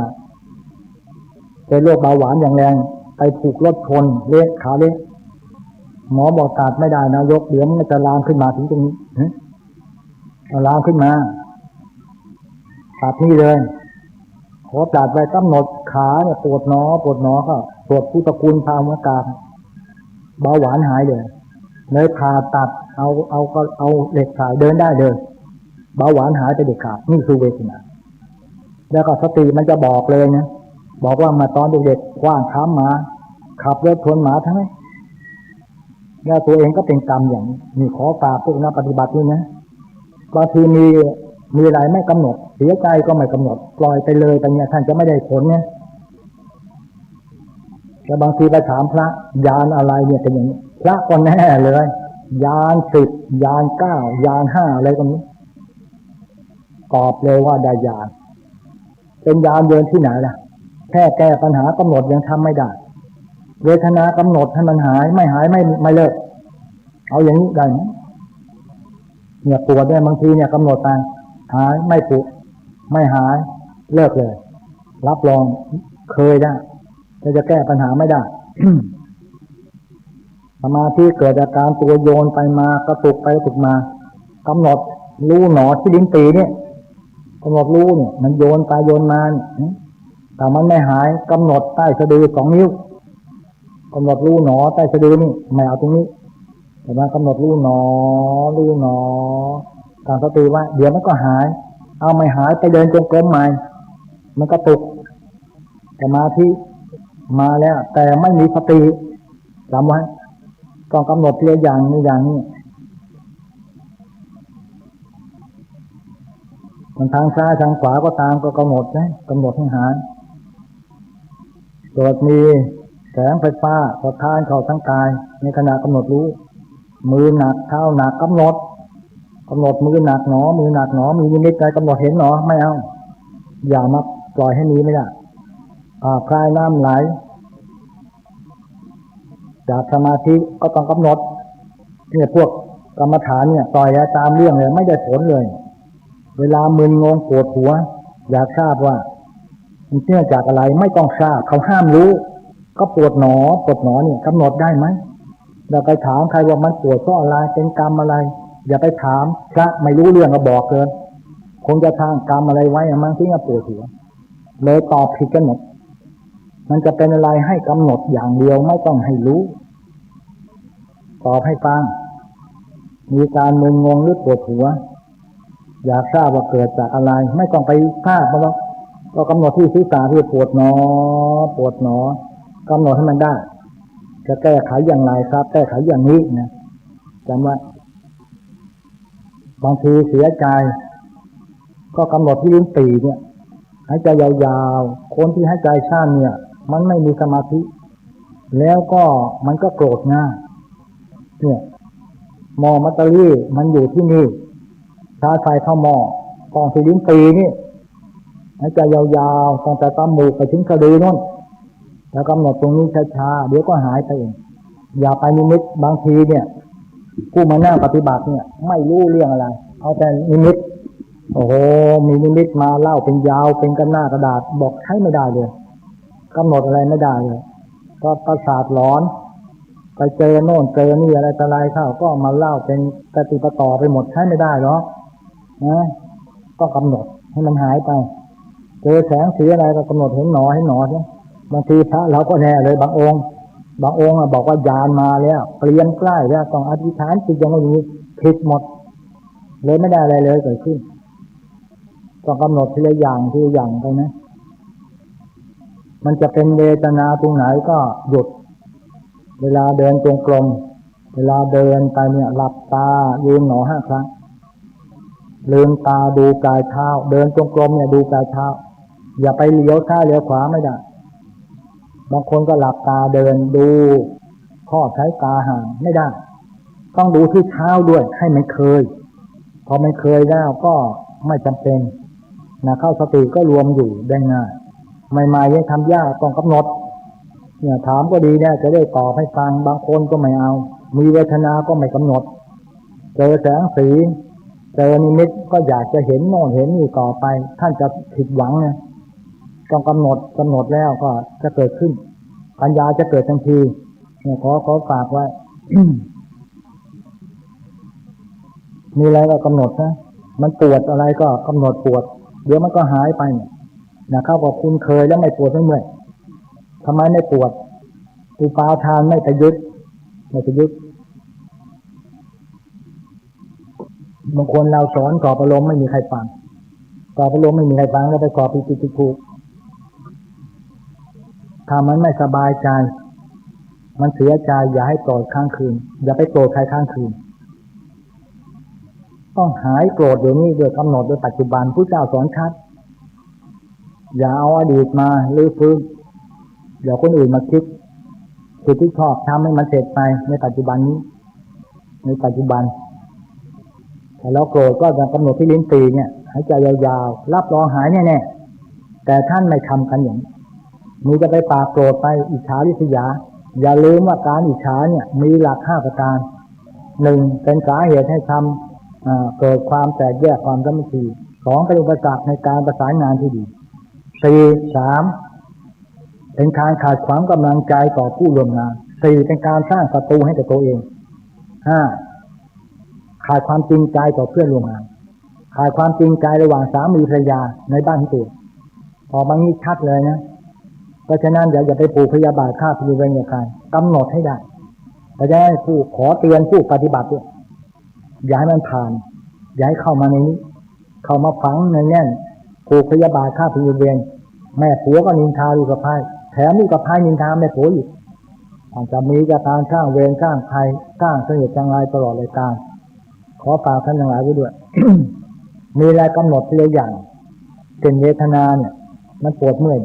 บางคนพลิกแล้วพลิกอีกปวดเมื่อยเหลือเกินค่อยๆเป็นค่อยไปกำหนดไปมันก็จะหายไปไม่ใช่หมายความว่ากำหนดปั๊บมันจะหายเลยเมื่อไรล่ะต้องฝึกไปเรื่อยๆนะอย่างคนจีนเนี่ยที่มาเนี่ยพอกำหนดเขาก็หายไปได้แล้วเรารู้ว่ามีเวรกรรมตามสนองอะไรบ้างมันก็จะบอกมันชัดเจน เนี่ยมีสงสัยดีจะถามอ่ะ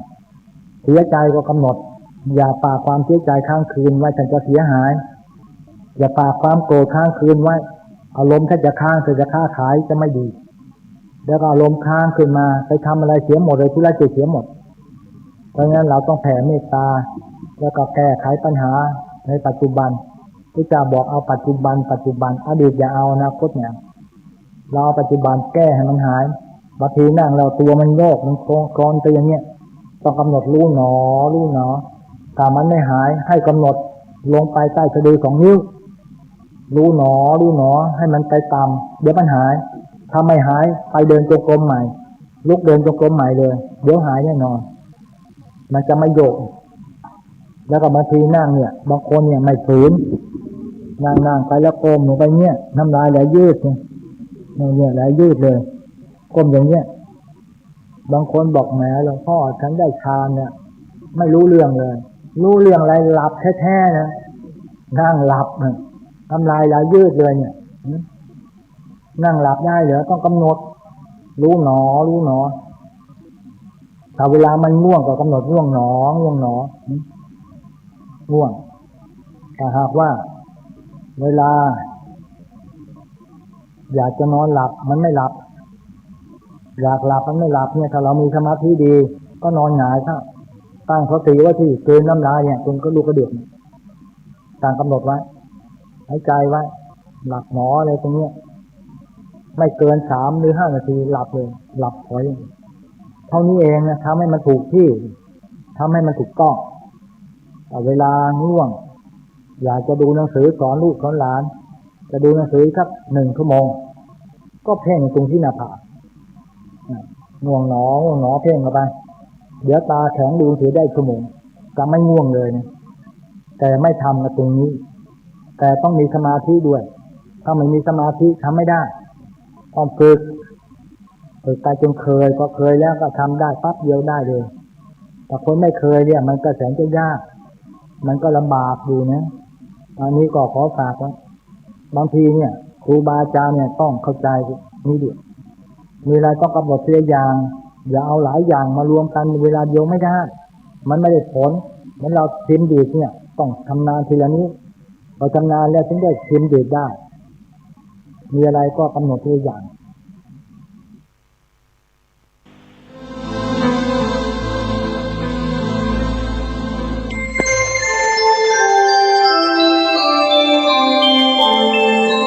ขณะนี้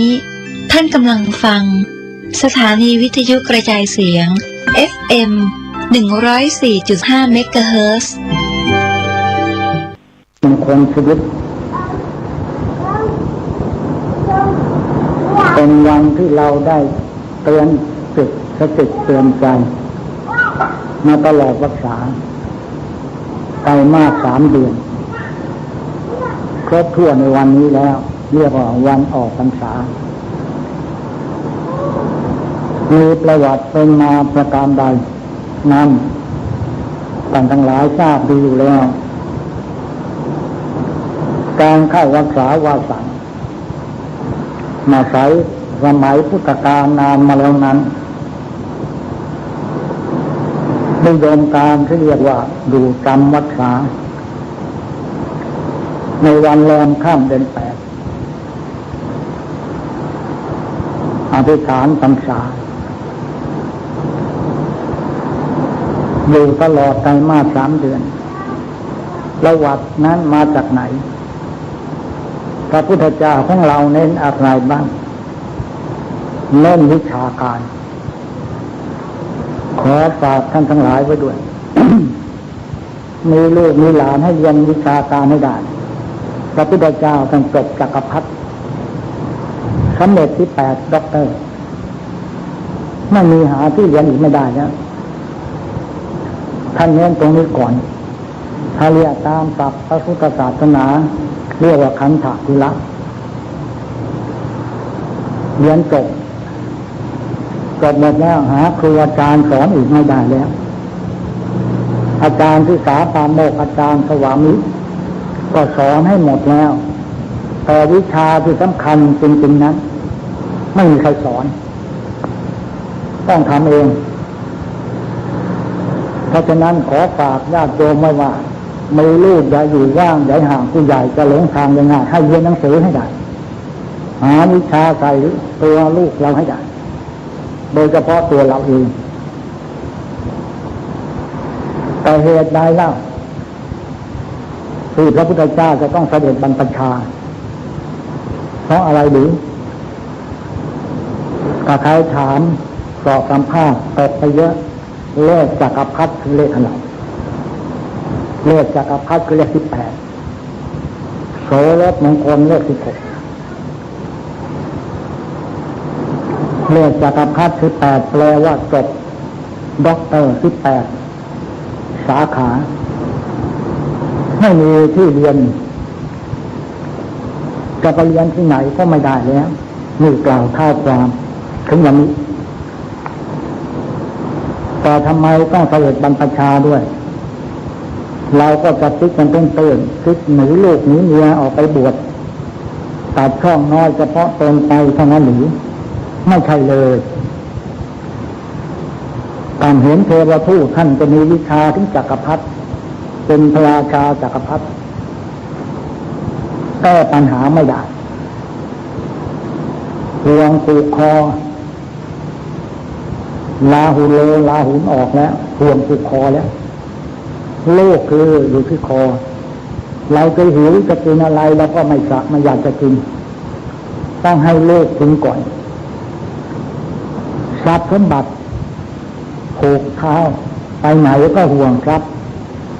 ห่วงสมบัติสามีภรรยาคือมือขวาซ้ายช่วยกันทำงานอย่าทะเลาะกันการสอนชัดเจนมากห่วงผูกคอก็คือลูกหิวอะไรก็ต้องหาให้ทานทุกอย่าง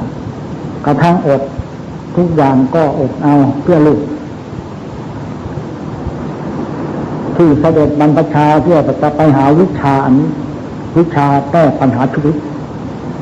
วิชาที่เรียนมาเนี่ยที่8 ด็อกเตอร์แก้ปัญหาชีวิตไม่ได้แก้ปัญหาชีวิตไม่ได้เลยเสด็จออกบรรพชาไปถึง6 ปีกว่าจะได้วิชาของจริงมาให้เราโ ได้ของจริงเลยไปเรียนกับอาจารย์ที่ไหนก็ไม่มีทางแก้ทุกข์ไม่มีทางแก้ปัญหาชีวิตวิชาการเนี่ยในหนังสือเนื้อหาเนี่ยมันก็ไม่ได้บอกแก้ปัญหาชีวิตแก้ปัญหาจิตใจให้สงบระงับให้เกิดปัญญาไม่ได้บอกในวิชานี้แก้ไม่ได้ต้องตัวเองแก้เองต้องแก้โดยตนเองทั้งนั้นการเสด็จไปบรรพชาก็เพื่อไปหาอดอาหารต่างๆทุกอย่างก็ยังไม่พบของจริงว่าตรงไหนยังจะแก้ไปอาจารย์สมชัยลาดาบทอุทกดาบทกลามโคตเหินเดินอากาศได้ดำเดินได้ก็ยังแก้ปัญหาชีวิตไม่ได้แต่ขอเจริญพรญาติโยมมีฟ้าเหนือฟ้าอะไรเหนือกฎแห่งกรรมในโลกมนุษย์ไม่มีแล้วคนกับเวรกรรมที่เราทำไว้ตรงนี้เป็นเรื่องสำคัญมากดังนั้นที่เราเดือดร้อนกันทุกวันนี้คนนั้นเดือดร้อนมาที่วัดหลวงพ่อวัดวันช่วยเลยขอเท็จจริงที่เดือดร้อนนั้นไม่ใช่คนอื่นทำให้เลยตัวทำเองการเดือดร้อนเนี่ยตัวเองทำเองทั้งนั้นไม่ใช่คนอื่นทำให้น่าจะจับจุดให้มันสั้นขึ้นมาว่าพระเจ้าเน้นวิชาการถ้ามีความรู้คู่กับความดีแล้วนั้นความดีนั่นไปส่งเสริมวิชาการให้สูงขึ้นให้เด่นขึ้นและให้ขยายความออกไปวิชาการนั้นจะเด่นในสังคมถ้าไม่มีความดีขาดความดีแล้ววิชาก็ไร้ความหมายเรียนมาก็ไม่เกิดประโยชน์ต่อผลการการใดเขาในหลักที่ว่าโบราณท่านว่าไว้แม้มีปัญญาสามารถอยู่ขาดผู้ประถมก็ตามฐานเราต้องอ่อนน้อมถ่อมตนทนทำงานผู้ใหญ่ต้องพอใจถึงจะให้เราโตออกนี่มาชัดเจนแล้วแต่บางคนก็ไม่เข้าใจเรื่องนี้แต่ประการใดวิชาที่พระพุทธเจ้าออกไปหาแสวงหาอดข้าวพยาหารถึงเหลือเส้นเอ็นกระดูกก็ไม่สำเร็จไม่เป็นทางสำเร็จมรรคผลแล้วก็เที่ยวต่อไปอีกหาธรรมะอย่าวิชานี่จะเกิดตรงไหนหามา6 ปีที่6ทุกวันพระพุทธเจ้าของเราก็เหาะได้เป็นเจ้าชายดำดินก็ได้แต่แก้ปัญหาไม่ได้แล้วก็คนอื่นจะช่วยเราก็ไม่ได้เท่ากับตัวเราช่วยตัวเองอย่างนี้เรายังหาธรรมะไม่ได้ยังไม่รู้ว่าธรรมะอยู่ตรงไหนไม่รู้ไม่เข้าใจ พระพุทธเจ้าก็เสด็จเรื่อยๆไปเมื่อสมัยพุทธกาลก่อนพระพุทธเจ้ามากัดในโลกพระชายโลกนั้นไม่มีที่พึ่งแต่ไปพึ่งก็ผีตีกับพระเดินบานแทงเก่าเทวดาตามตัวหลังมาหักลากไม้เป็นต้นไปหาผีข้าวจากสงอย่าไปว่าเขามันไม่มีที่พึ่งไปไม่มีที่ไปไม่มีที่ไปแล้วไม่รู้จะไปพึ่งใครก็ต้องไปหาหมอดูไปหาผีข้าวจากทรงแล้วก็ไปเดินบานสารกล่าวกับเทวดาตามต้นหมากรากไม้หาที่พึ่งทางใจมันไม่มีที่พึ่งจริงๆพระพุทธเจ้าก็รู้หมดแล้วมันไม่ใช่ที่พึ่งแน่นอนว่าถูกต้องเลยกล่าวถึงนิทนาตุชาดาอย่างนิทนาตุชาดานำข้าวมัตุปายาตมาถวายเทวดาริมแม่น้ำเนรัญชลาก็มาถวายพอดูเจ้าชายเสด็จมานั่งอยู่ตรงนั้นประทับที่นั่นก็เข้าใจว่าเป็นเทวดาก็ถวายก็ไปทั้งถาดทองคำเลยเจ้าชายบอกว่าข้าพเจ้าหามา6 ปีนะธรรมะยังไม่พบในวันโกนวิสาขบูชาเสวยอธิษฐานจิตเสวยเข้ามัทุปายาของมันคณาตุกาดาเสวยหมดถาดแล้วขออธิษฐานถาดลอยน้ำไปบอกว่าธรรมะอยู่ที่ไหนขอให้พบธรรมะในวันนี้ถาดนั้นก็ลอยขึ้นเหนือน้ำกระทั่งที่น้ำเชี่ยวในแม่น้ำเนรัญชลาที่ประเทศอินเดียลอยขึ้นเหนือน้ำไปเลยลอยขึ้นเหนือน้ำพระพุทธเจ้าบอกเอาละข้าพเจ้าต้องพบธรรมะในวันนี้เจอธรรมะแล้ว ท่านทั้งหลายคิดออกไหมถาดลอยขึ้นเหนือน้ำคือฝืนใจเลยต้องข้ามแม่น้ำในลันทลามีพราหมณ์เอาหญ้าปุษะถวาย8 กรรมนางขัดบัลลังก์เลยเอาละวันเนี้ยยอมตายบนหญ้าปุษะนั่งภาวนากรรมฐานทำมานานแล้วไม่ได้ก็ความฝืนใจหนักก็ต้องเอาเบาก็ต้องสู้ต้องฝืนใจให้ได้ปล่อยไปตามอารมณ์ไม่ได้ข้าพเจ้ายอมตายเลือดเนื้อเหือเทื่องแต่ก็ตามข้าพเจ้ายอมตายน้ำแบบนี้เลยสำเร็จเลยนี่ตัวธรรมะบางคนไม่รู้มานั่งกรรมฐานนี่มาสบายแล้วมั้งเนี่ยมันนอนกับแท้ๆสบายถ้าฝืนใจไม่ได้ปล่อยไปตามอารมณ์ตามใจคนตามใจตัวมั่วใบยมุกหาความสนุกในสังคมรับรองท่านไปไม่หรอกท่านจะไม่พบของดีอยู่ในตัวเองนี่เองแต่พระพุทธเจ้าก็ไปหาทั่วไม่พบแต่แท้อยู่ในตัวเราเองต้องฝืนใจ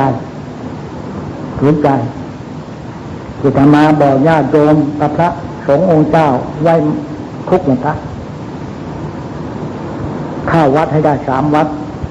วัตถุธรรมวัดอารมณ์วัดใจวัดจิต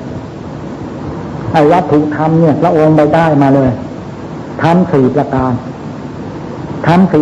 เนี่ยท่านสอนดูเหตุหนึ่งสอนธรรมชาติถ้าไปพบมาในธรรมชาติเกิดแก่เจ็บตายพลัดพรากจากกันมีกรรมเป็นของตนเกิดแล้วก็ต้องแก่ท่านได้มาแล้วแก่แล้วก็ต้องเจ็บแล้วก็ตายนี่สอนธรรมชาติคนข้อ2สอนเหตุสอนผลเหตุดีแน่ผลต้องดีแน่เหตุไม่ดีแล้วผลก็ดีได้อย่างไรด้วยนี่ข้อ2 3สอนกฎแห่งกรรมทำดีได้ดีทำชั่วได้ชั่วตัวใครตัวมันต้องช่วยตัวเองคนอื่นช่วยเราไม่ได้แน่นอนท่านสาธุชนและพุทธบริษัทนักกรรมฐานที่ท่านมานั่งนี่ท่านมาช่วยตัวเองนะเนี่ยไม่ใช่ว่าคนอื่นมาช่วยท่านไม่ใช่มานั่งสบายนะเนี่ยวันก่อนเนี่ยมาต่อยกันอีกเนาะเห็นไหมแล้วมาทะเลาะกันอีกเนี่ยนั่นแหละไปซ้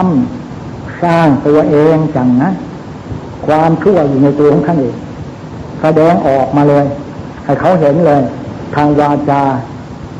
เห็นทางกิริยามารยาทตรงนี้สำคัญมากเห็นด้วยปัญญาบางคนไม่มีปัญญาเนี่ยปัญญาเนี่ยสำคัญมากนะมันไม่อยู่ในหนังสือเรียนแล้วไปจะทำงานให้สำเร็จไปแต่คนที่เกียจเนี่ยมันไม่มีปัญญาไร้ปัญญามากคนที่เกียจการสอนตรงนี้กฎแห่งกรรม4สอนอะไร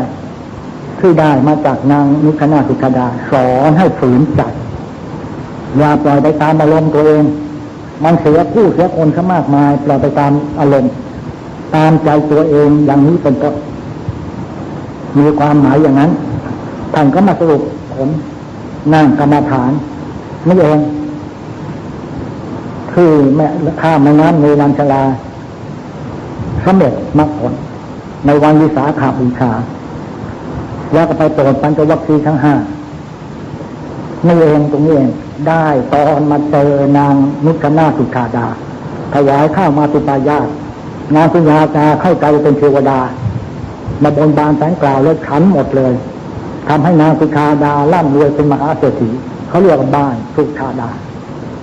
ที่อินเดียมาเป็นบัดนี้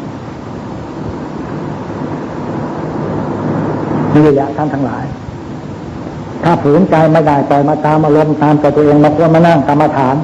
มันนอนซะแล้วเขาเคาะระฆังแมง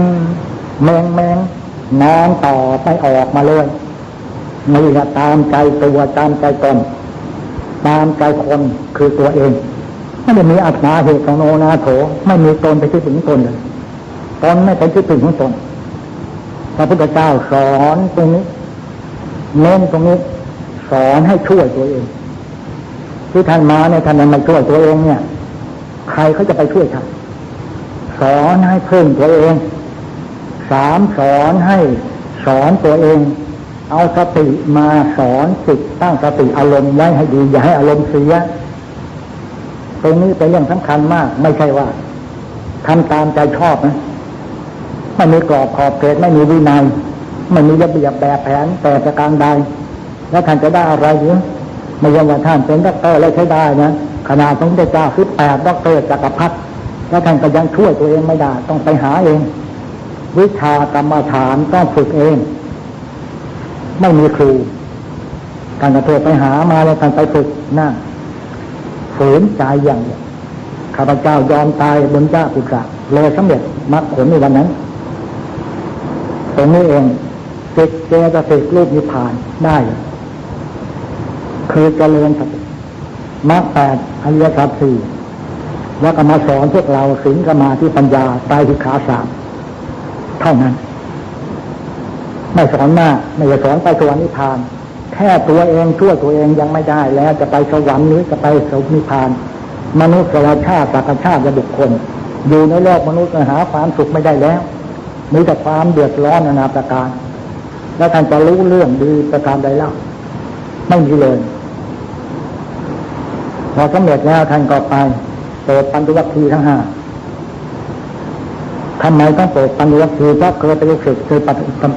ฏิบัติวัฏฏะมาได้หลบหนีหน้าไปโปรดสำเร็จอัญญาโกณทัญญะอัญญาติวัตโพโกณทัญโยโกณทัญญะได้ทำแล้วหนอได้ทำแล้วหนอคือมรรค8คือสติปัฏฐาน4นั่นเองสัมมาสติสัมมาสมาธิก็ได้บวชเป็นองค์แรกเป็นปฐมฤกษ์ในโลกคืออัญญาโกณทัญญะได้บวชในพระพุทธศาสนาดังกล่าวแล้วเช่นเดียวกันและพระพุทธเจ้าก็ไปโปรดไปได้บริษัทมากมายแล้วสำนึกธรรมัญญาอะไรรู้ไหมสำนึกถึงพุทธมารดาสำนึกถึงพุทธมารดาได้แล้วเราต้องไปโปรดพุทธมารดาโดยวดึงพิภพตอนที่พระองค์เนี่ยประสูติออกมาเนี่ยพุทธมารดาสวรรคตอยู่กับพระแม่มาตุคามพระแม่นาโคตมีแต่พุทธมารดาไปเกิดที่ไหนไปเกิดเป็นเทพบุตรเป็นผู้ชายอยู่ในสวงสวรรค์ไปเกิดเป็นผู้ชายอยู่สวงสวรรค์พระองค์ก็แจ้งด้วยญาณวิถีของพระองค์ว่าพระพุทธมารดาอยู่บนสวรรค์แต่แล้วเทพบุตรนั้นก็รู้ว่ามาอดีตชาติพระราชบุตรคือเจ้าชายสิทธัตถะได้คลอดพระทานกับสวรรคตแล้วก็มาตุติเป็นเทพบุตรในสวงสวรรค์ถ้ายังตามมาใช้ค่าน้ำนมอย่างที่พระท่านมาบวช1 พรรษาเดือน8แรม1 ค่ำอธิษฐานพรรษาก็พระพุทธเจ้าแสดงยมกโปรดพุทธมารดาบนดาวดึงพิภพตลอดไตรมาส3 เดือนเลยไม่ขาดโปรดแม่เหมือนท่านนวกะที่มาบวชเนรเนี่ยบวชเนรให้แม่บวชพระให้พ่อเห็นไหมท่านโชคดีได้อุตส่าห์บวชได้ตลอดพรรษานับว่าครบวงจรของพระพุทธเจ้าไปโปรดพระพุทธเจ้าพระพุทธเจ้าไปโปรดพุทธมารดาดาวดึงพิภพโปรดด้วยบทอะไรเนี่ยเรื่องพระอภิธรรมเศรษฐคัมภีร์คือเจตสิกรูปนิพพานคือประกรรมฐานเนี่ย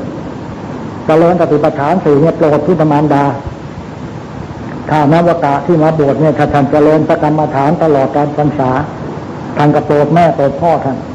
ให้พ่อแม่ได้ทำบุญไปโปรดพุทธมารดาอยู่ตลอดไตรมาส3 เดือนพอถึงวันขึ้น15 ค่ำเดือนที่11คือวันนี้คล้ายวันนั้นท่านก็ทำมหาปวารณาบนดาวดึงพิภพมหาปวารณาคือวันนี้คล้ายวันนั้นภาวนาเทวดาทั้งหลายพระเถรบุตรทั้งหลายก็นั่งฟังภาวนาแปลว่าอะไรมหาปวารณาคือวันนี้แปลว่ามีธรรมะดีขันติความอดทนและตักเตือนว่ากล่าวได้ ไม่โกรธกันไม่เกลียดกันและไม่ทะเลาะกันต่อไปก็ขอฝากท่านที่เป็นสามีภรรยาวันนี้ขอให้ภาวนาต่อกันด้วยอย่าทะเลาะกันตามพระพุทธเจ้าสอนมาเราก็ทำตามอย่างนี้ทำตามมหาภาวนาคือวันนี้เดี๋ยวพระเข้าโบสถ์ทำภาวนาซึ่งกันและกันคือไม่โกรธกันมีอะไรก็ตักเตือนว่ากล่าวกันได้ไปเจอที่ไหนก็ให้เตือนกันได้ตักเตือนได้ไม่โกรธกันแน่นอนถ้าทำตามคำสอนพระพุทธเจ้าเนี่ยรับรองไม่มีเรื่องไม่มีปัญหาไม่สร้างปัญหาให้แก่ใครถ้าตัวเองก็สร้างความดีให้กับตัวเองตลอดเลยตามเรียกว่าวันมหาภาวนาเช่นวันนี้เรียกว่าภาวนาต่อกันไม่โกรธกันทำไมไม่ทำภาวนาในวันเดือน8ว่าเรายังไม่มีธรรมะยังไม่มีสติยังไม่มีปัญญามหาปัญญาพอมีปัญญาดีแล้วก็อ่อนน้อมถ่อมตนปากหวานตัวอ่อนมือเป็นหงอนนอกน้อมประตันอยู่เชิดชูระเบียบเทียบโดยวินัยต่อไปจึงได้อ่อนน้อมถ่อมตนไม่โกรธกันต่อไปไม่เกลียดกันและไม่ทะเลาะกันไม่ท้าความหลังครั้งอดีตจะต่อมาอดีตไม่รู้ฟื้นเรื่องคนอื่นไม่คิดกิจที่ชอบทำท่านนวตะที่ท่านมาบวช1 พรรษาท่านได้บุญมากท่านไม่เคยขาดโบสถ์กันนี่แหละที่เราจุดประทีปโคมไฟตลอด4 เดือนเลยนี่แหละประทีปโคมไฟคือสติปัญญาพระธรรมวินัยให้เกิดแสงสว่างเรียกว่ามหาปัญญาสอดส่องให้พวกเราที่สวดมนต์ไหว้พระแล้วฟังเทศนาวินัยใจมากเหลืออีก2 กันจบแล้ว90 กันที่เราเทศน์มาลืนนี้จบตรงนี้จบวันมหาภาวนาก็ขอฝากพระสงฆ์องค์เจ้าไว้ทุกเรื่องทุกวันเรามาบวชเนี่ยไม่เสียทีนะบวชให้แม่ให้พ่อตามรอยยุคลบาทขององค์สมเด็จพระสัมมาสัมพุทธเจ้าทำไมไปบุกโกรธแม่ก่อนพ่อทำไมโกรธแม่ก่อนพ่อน่าจะโกรธพ่อก่อนแม่แม่หนักมากต้องอุ้มท้องเรามานะนวกะทั้งหลายก็จะคลอดเรามาเนี่ยลำบากถ้าจะเอาชีวิตถามไม่จึงเรียกว่าบวชเนรให้ก่อนท่านจะเป็นทิพย์พระภิกษุนี่ท่านต้องพาเนรก่อนรับศีลเป็นเนรก่อนให้แม่ก่อนแล้วบวชพระให้พ่อพระเนรบางวัดทำไมคิดแล้วก็นอนแล้วกินสบายมากทีนี้ตี 3:30ต้องเข้าโบสถ์ถ้าท่านเข้าไม่ขาดแล้วก็รับรองท่านได้ไตรมาส 3 เดือนแน่พระพุทธเจ้าทำมหาภาวนาที่บนดาวดึงส์พิภพโปรดพุทธมารดากระทั่งที่มารดานี่เป็นผู้ชายนะอย่าโยมฟังเราคิดเลยผู้หญิงเป็นผู้ชายได้ผู้ชายไปเกิดเป็นผู้หญิงได้ไม่งั้นพระเจ้าก็เอาตำรานี้มาจากไหนพุทธมารดาสวรรคตแล้วไปเกิดเป็นเทพบุตรอยู่สวงสวรรค์พระพุทธเจ้าเขาสำเร็จทั้งโพธิญาณแล้วท่านก็รู้ว่าแม่อยู่ที่ไหนและแม่อยู่บนสวงสวรรค์ก็รู้ว่าลูกอยู่ที่ไหนลูกจะเป็นพระพุทธเจ้าแล้วก็รู้ว่าแสดงยมกปาฏิหาริย์ในวันแรมค่ำเดือน8ขึ้นไปจำพรรษาบนดาวดึงส์พิภพโปรดพุทธมารดาทั้งเทพบุตรเทพธิดาเทวดาทั้งหลายพระอินทร์เป็นประธานสอนวิปัสสนาเนี่ยที่โปรดมารดาไม่ใช่ไปอ่านหนังสือไปโปรดกันไปเรียนหนังสือไม่ใช่ตลอดไตรมาสมาดูว่า3 เดือนเต็มเหมือนพระนาปะเนี่ยมาไม่เสียทีเลยโปรดมารดาบิดาปูนบาเข้าโบสถ์เพื่อโปรดบิดามารดาเนรก่อนจะเป็นพระก็เป็นเนรก่อนให้แม่ก่อนแม่ลำบากกว่าพ่อกระเจ้าชีวิตไม่รอดก็จะคลอดลูกมาแต่ละคนถ้าใครเป็นโยมผู้หญิงที่มีลูกแล้วจะรู้ได้แต่สมัยอาตมาเป็นเด็กโรงพยาบาลไม่มีการผ่าท้องมีหมอตำแยอาตมาไปเห็นตายคามืออาตมาหลายคนออกลูกตายเนี่ยเห็นลำบากของแม่ เป็นประการใดแม่เอ๋ยแม่ธรณีแม่เอ๋ยแม่พระคงคาแม่เอ๋ยแม่ประภาชัยพัฒน์แม่พระเพลินท่านนวกะที่รักแม่เอ๋ยแม่ธรณีคือแม่เราถ่ายมูดอาจมลงไปแม่ธรณีไม่เคยว่าเราเลยคือแม่ของเรานั่นเองแม่เคยว่าด่าลูกไหมไม่มีเลยนะแม่เอ๋ยแม่พระคงคาลูกสกปรกมาก็เอาน้ำพระคงคาเนี่ยอาบให้ลูกเย็นเป็นสุขเอาน้ำกรอกหยอดนมหยอดน้ำให้ลูกแม่พระพายชัยพัฒน์เอ๋ยลูกร้อนมาแม่ก็พัดให้ลูกเย็นเย็นอกเย็นใจนั่นคือแม่ธรณีแม่พระคงคาแม่ของเรานั่นเองพระพุทธเจ้าสอนแม่เนี่ยมีพระคุณล้นเหลือของลูกอยู่ใกล้ลูกมากโปรดแม่ก่อนจึงต้องบวชเนรก่อนไปบวชพระให้แม่ก่อนบวชเนรให้แม่บวชพระให้พ่ออันนี้แน่นอนที่สุดบางคนไม่รู้บอกว่าผมไม่ได้บวชเนรนะบวชพระแล้วก็รับศีลเนรมาทำไมล่ะรับศีลเนรทำไมนั่นไงให้แม่แล้วโปรดมารดาบิดาปูมบาเข้าโบสถ์เพื่อโปรดบิดามารดาเนรก่อนจะเป็นพระก็เป็นเนรก่อนให้แม่ก่อนแม่ลำบากกว่าพ่อกระเจ้าชีวิตไม่รอดก็จะคลอดลูกมาแต่ละคนถ้าใครเป็นโยมผู้หญิงที่มีลูกแล้วจะรู้ได้แต่สมัยอาตมาเป็นเด็กโรงพยาบาลไม่มีการผ่าท้องมีหมอตำแยอาตมาไปเห็นตายคามืออาตมาหลายคนออกลูกตายเนี่ยเห็นลำบากของแม่เป็นประการใดแม่เอ๋ยแม่ธรณีแม่เอ๋ยแม่พระคงคาแม่เอ๋ยแม่ประภาชัยพัฒน์แม่พระเพลินท่านนวกะที่รักแม่เอ๋ยแม่ธรณีคือแม่เราถ่ายมูดอาจมลงไปแม่ธรณีไม่เคยว่าเราเลยคือแม่ของเรานั่นเองแม่เคยว่าด่าลูกไหมไม่มีเลยนะแม่เอ๋ยแม่พระคงคา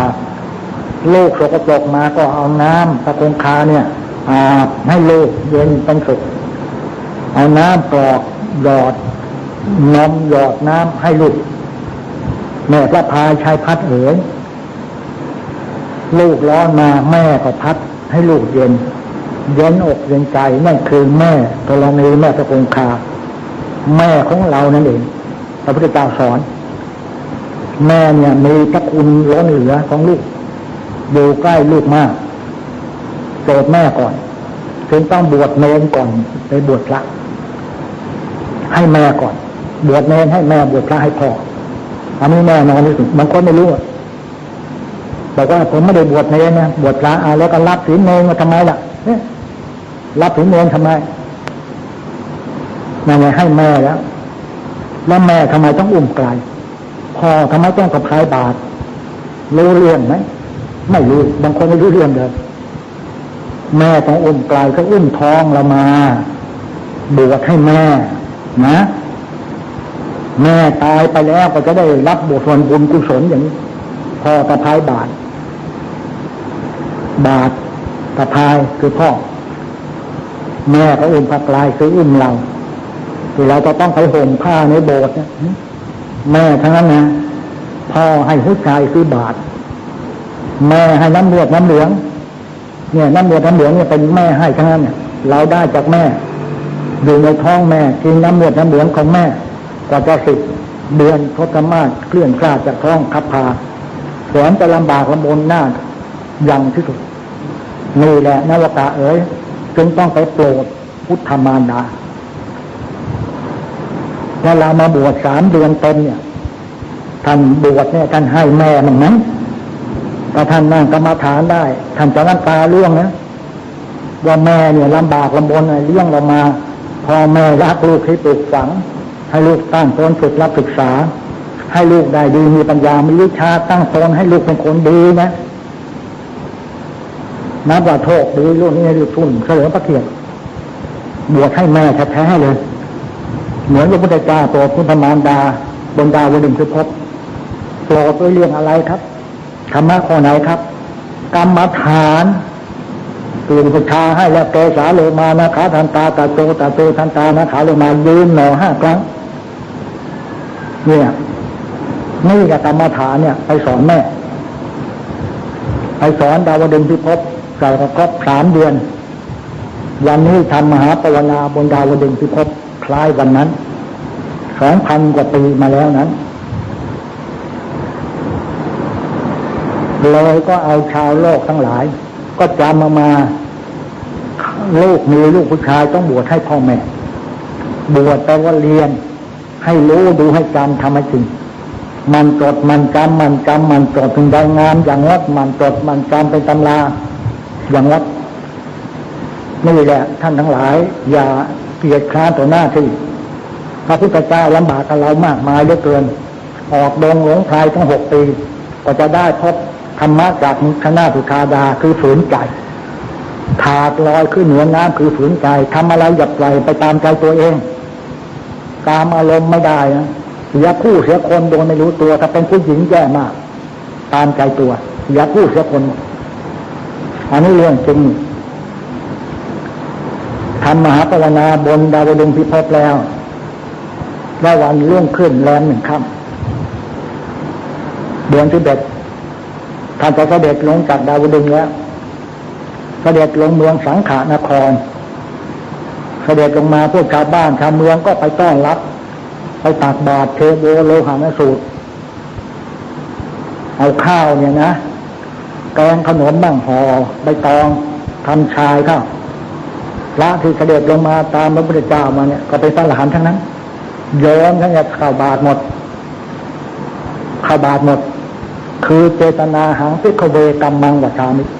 เราเจตนาดีโยนยังไงก็ต้องข้าวบาตรถ้าเจตนาไม่ดีแล้วโยนก็ไม่เข้าบาตรไม่เข้าแรงความดีเรียกว่าเทโวโลแล้วพวกเราก็คิดกันหัวแหลมไปทำข้าวต้มโยนเลยเอาข้าวต้มข้าวแล้วใส่บาตรมาก่อนนี้ใส่บาตรอย่างนี้ไม่ได้แล้วครับเอาเทวดามากันเยอะใช้โยนเนี่ยเทวดารักษาปิโยเทวนุสานังปิโยพรหมานุมุตตโมปิโยนาคาสุปันนังปิมินสิยังนามามิหังเรียกว่าตักบาตรเทโวโลหะนสุ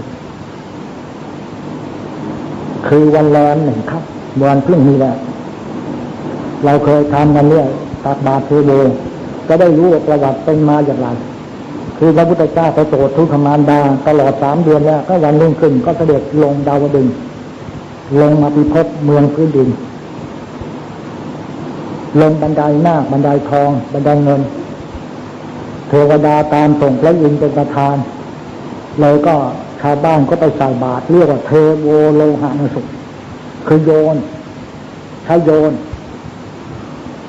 เป็นภาษาบาลีกับภาษาไทยก็แปลว่าเอากับข้าวไปใส่โยนใส่บาตรโยนอย่างนั้นเลยคนไทยเราก็คิดดูเลยไปห่อเป็นข้าวต้มลูกโยนมาทำมาเป็นตูดมาใส่บาตรมาเนี่ยเรียกเทโวโลหะนสูตรก็เรียกกันอย่างนั้นประวัติความเป็นมาของตักบาตรเทโวโลหะนสูตรว่าการแสดงธรรมโปรดพุทธมารดาแต่ขอฝากนวตาไว้ด้วยถ้าใครเจริญกรรมฐานได้ตามแนวปฏิบัติธรรมโดยติดต่อไปศึกษาลาเพศไปแล้วก็ติดตัวไปด้วยรับรองพ่อแม่ก็ดีใจถ้าท่านทั้งหลายลงเป็นพ่อแม่ดูที่ลูกดีอ่ะท่านจะดีใจไหมลูกได้มาบวชเห็นพระชายพระเหลืองของพระมาตักบาตรก็เห็นลูกชายก็ชื่นอกชื่นใจบางคนลูกชายไม่ลงไปมองดูพระเราไปไหนไปเจ็บหรือไปไหนก็คิดถึงลูกชายพ่อแม่คิดอย่างนั้นลูกเราไม่ได้ลงซะแล้วมาเดินมาลงมาศาลาพอเห็นพระลูกชายก็ชื่นอกชื่นใจได้บุญทั้งบาททั้งโยมพ่อโยมแม่โยมพี่โยมน้องได้บุญหมดนี่เขาเรียกว่าบวชโปรดบิดามารดาแล้วก็การสอนของพระพุทธเจ้าก็สอนกรรมฐาน ก็ขอกราบว่าทุกคนในกรรมฐานเนี่ยที่สอนพุทธมารดาตลอดใจมากจิตเจตสิกรูปนิพพานสี่อย่างก็คือสติปัฏฐานสี่จิตเป็นธรรมชาติเป็นคิดอ่านอารมณ์รับรู้อารมณ์มันได้เป็นยานานมันใช้ประยุกต์เสียงจิตนี่เป็นธรรมชาติคิดต่ออ่านอารมณ์รับรู้อารมณ์มันได้มันใช้ประยุกต์เสียงเจตสิกก็คือตัวอยากตัวต้องการรูปก็คือสภาวะรูปผันแปรปรับกรอกหลอกลวงได้เกิดขึ้นตั้งอยู่ดับไปคือนิพพานก็คือหมดกิเลสตัณหาทั้งหลายเนี่ยสอนตรงนี้สอนโปรดพุทธมารดาบนดาวดึงที่พบจิตเป็นธรรมชาติเป็นคิดอ่านอารมณ์รับรู้อารมณ์ไว้ได้เป็นเวลานานไม่ใช่เป็นทุกเสียงนี่แหละท่านอวตารที่ท่านมาบวชเนี่ยต้องการจะบวชโปรดมารดาบิดาพ่อแม่ก็ดีอกดีใจลูกไปบวชได้พรรษาความจริงพรรษาเนี่ย3 เดือนเท่านั้นบวชกันไม่ได้แล้วบวชให้ได้กฐินหน่อยกฐินทอดให้มันครบเครื่องครบคราว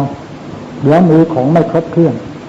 ไม่ครบคราวการปฏิบัติกรรมฐานเนี่ยเป็นยอดในพระพุทธศาสนาถ้าเรากรรมฐานไปโปรดพุทธมารดาโปรดเทพบุตรเทพธิดาดาวดึงที่พบไม่ได้เอาพระไตรปิฎกไปโปรดแต่ประการใดแต่พระพุทธเจ้าสอนภาษาจิตเรียกว่าบาลีนี้ภาษามคธ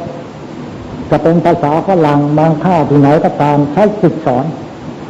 เพ่งจิตสอนถ้าคนนั้นได้มีสมาธิดีก็จะรู้เองเขาเรียกว่าสอนด้วยภาษาจิตจิตเจอจิตรูปนิพพานสอนภาษาจิตจิตก็เป็นกุศลเพราะฉะนั้นการปฏิบัติกรรมฐานต้องการสร้างอารมณ์นะอารมณ์ให้ดีนะโยมนะถ้าอารมณ์ดีแล้วก็ทำอะไรดีหมดเลยไม่เสียหายใจดีกว่าเป็นคนใจดำถ้าอารมณ์เสียใจสูงกว่าเป็นคนใจต่ำใจงามกว่าเป็นคนใจง่ายคนไว้ใจได้กลายเป็นคนโลเลคนมีเสน่ห์ก็กลายเป็นคนหน้าทางคนพูดหน้าฟังกลายเป็นคนพูดไม่เข้าหูคนอารมณ์ไม่ดีเป็นอย่างนั้นหาความดีความสุขในชีวิตไม่ได้เลยก็ขอฝากญาติโยมมาด้วยมีความหมายอย่างนั้นการเจริญพระกรรมฐานย่อสูงสุดในพระพุทธศาสนาบางคนไปบวชกันบางวัดไม่เคยนั่งกรรมฐานและไม่เคยสอนด้วยสอนแต่บาลีอย่างเดียวเป็นมหาปริญญากันอย่างเดียวแล้วก็ไม่มีธรรมะไม่มีกรรมฐานขาดสติปัญญามากอาตมาคิดว่าญาติโยมมาเนี่ยเอาละ100 ละ 1ก็เอานะขอให้ตั้งใจจริงๆกำหนด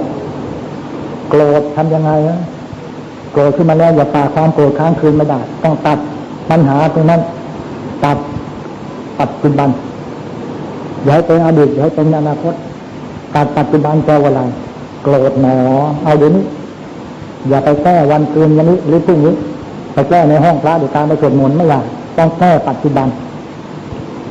ตัดปัญหาโกรธหนอที่ลิ้นปี่อย่าให้ใจยาวๆให้ใจยาวๆไปเดี๋ยวหายโกรธว่าสติปัญญาจะบอกเราว่าโกรธเรื่องอะไรมีเหตุผลประการใดไปโกรธเขาเรื่องนั้นมันไม่ไร้สาระก็ตอบออกมาทันทีเลยแล้วเราจะกลายเป็นคนมีเหตุมีผลไม่ใช่กำหนดแล้วก็เลิกกันไปเลยโกรธหนอไปเห็นหน้าอีกเลยก็ลมเสียเลยลมเสียใช่ไม่ได้มันไม่ใช่อย่างนั้นคิดอะไรไม่ออกท่านก็สอนหมดทุกอย่างแล้วคิดที่ลิ้นปี่ด้วย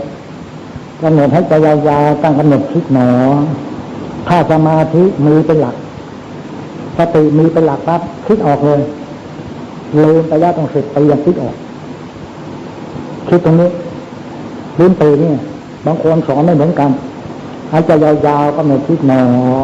พอสงบจิตระงับใจได้ปั๊บคิดออกเลยถ้าจิตไม่สงบวุ่นวายรุ่งซ่านรับรองคิดไม่ออกปิดบังปัญญาโลภโกรธหลงมันปิดบังปัญญาไม่ให้เกิดปัญญาในการคิดพอจิตสงบเหมือนน้ำในแก้วมันใสจะมองเห็นก้นแก้วอย่างนี้ถ้าน้ำขุ่นจะมองอะไรจิตใจหม่นหมองจิตใจไม่ผ่องใสมองไม่เห็นเลยนะถ้าเราจิต ใสขยายปัญญาได้มองอะไรก็เห็นหนอเห็นด้วยปัญญาเช่นยืนหนอ5 ครั้งเนี่ยก็ได้จากกรรมฐานสอนอวกาศไปหมดแล้วเจสาโลมานะคะทันตาตาโตทันตานะคะโลมาเจสายืน5 ครั้งทบทวนชีวิตค้นสิ่งเล่นลับในชีวิตให้ออกมาให้เห็นเป็นตัวปัญญาเราจะได้แก้ปัญหาจะไม่มีปัญหากับใครเลยและจะไม่มีการทะเลาะกันสามีภรรยาก็น้ำหนึ่งใจเดียวกันเป็นเพื่อนคู่คิดมีที่บ้านกันค้าขายก็ร่ำรวยคนอารมณ์ดีค้าขายร่ำรวยแน่นอนโกรธจะกำหนดมีอะไรกำหนดทุกอย่างเป็นการฝึกจิตให้เข้าสู่หลักปัญญาถ้าทำจิตใจเศร้าหมองไม่ผ่องใสแล้วไม่เกิดประโยชน์เลยมันมองไม่เห็นมันไม่เกิดแสงสว่างของพระอาทิตย์มืดแล้วแสงสว่างของไฟฟ้าก็ยังสู้แสงสว่างปัญญาไม่ได้ปัญญาเป็นแสงสว่างทางจิตทำให้เรามีสติปัญญาแก้ไขปัญหาจะเอาไฟฟ้ามาแก้ไขปัญหาเอาพระอาทิตย์มาแก้ไขปัญหาชีวิตไม่ได้สว่างสำหรับทำงานมองเห็นโน่นเห็นนี่ทางนี้อย่างอื่นก็เป็นไปไม่ได้แน่นอนที่สุด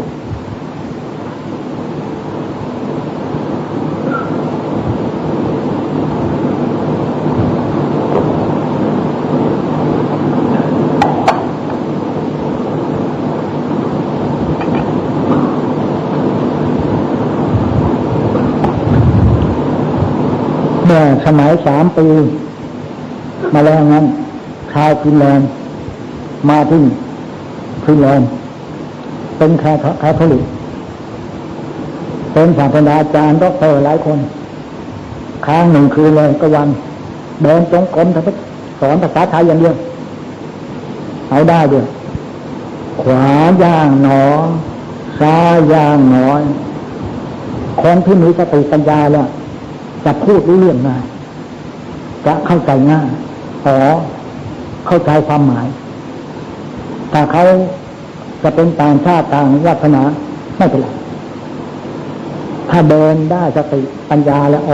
เดินเพื่ออะไรเดินให้มีสติปัญญาเขาจะรู้เขาเองโดยตัดต่างโดยตัดเพลินดูรู้ได้เฉพาะตัวเขาได้ไปอ่านหนังสือใช่ไหม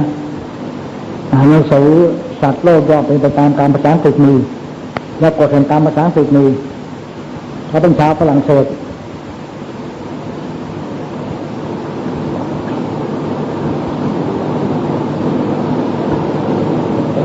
คนที่มีสุขประสงค์คนที่มีปัญญาจะเข้าใจง่ายแล้วก็จะรู้ซึ้งเข้าไปถึงจิตใจเลยพูดดีเข้าใจง่ายพูดร้ายเข้าใจยากบางคนที่มันทะเลาะกันมันพูดร้ายต่อกันถ้าคนมีปัญญาเนี่ยเขาจะพูดดีๆต่อกันเข้าใจง่ายอย่าเดินตรงกลงอย่าเดินขวาย่างหนอได้อย่างหนอไม่ต้องใช้ภาษาอังกฤษแค่นั้นยืนหนอ5 ครั้งถ้าเขามีสติดีเขาจะรู้เลยว่าเพื่ออะไรเขาจะรู้เลยเพื่ออะไรโยนฟางไต้หวันมาพูดไทยไม่ได้เลยนั่งกรรมฐานเนี่ยพูดไทยได้ว่าพระมาเราไปตั้งอยู่สนใจพระมันก็เลยเกิดถือไต้หวันอย่างสุนง้อมาอยู่3 ปีอ่านหนังสือไทยออกเขียนหนังสือไทยได้หมดความเข้าใจของชีวิต อ่านตัวออกบอกตัวได้ใช้ตัวตนเห็นตัวตาคลายด้วยจิตและมีชอบประกอบกุศลได้ผลงานเป็นหลักฐานน้ำกัน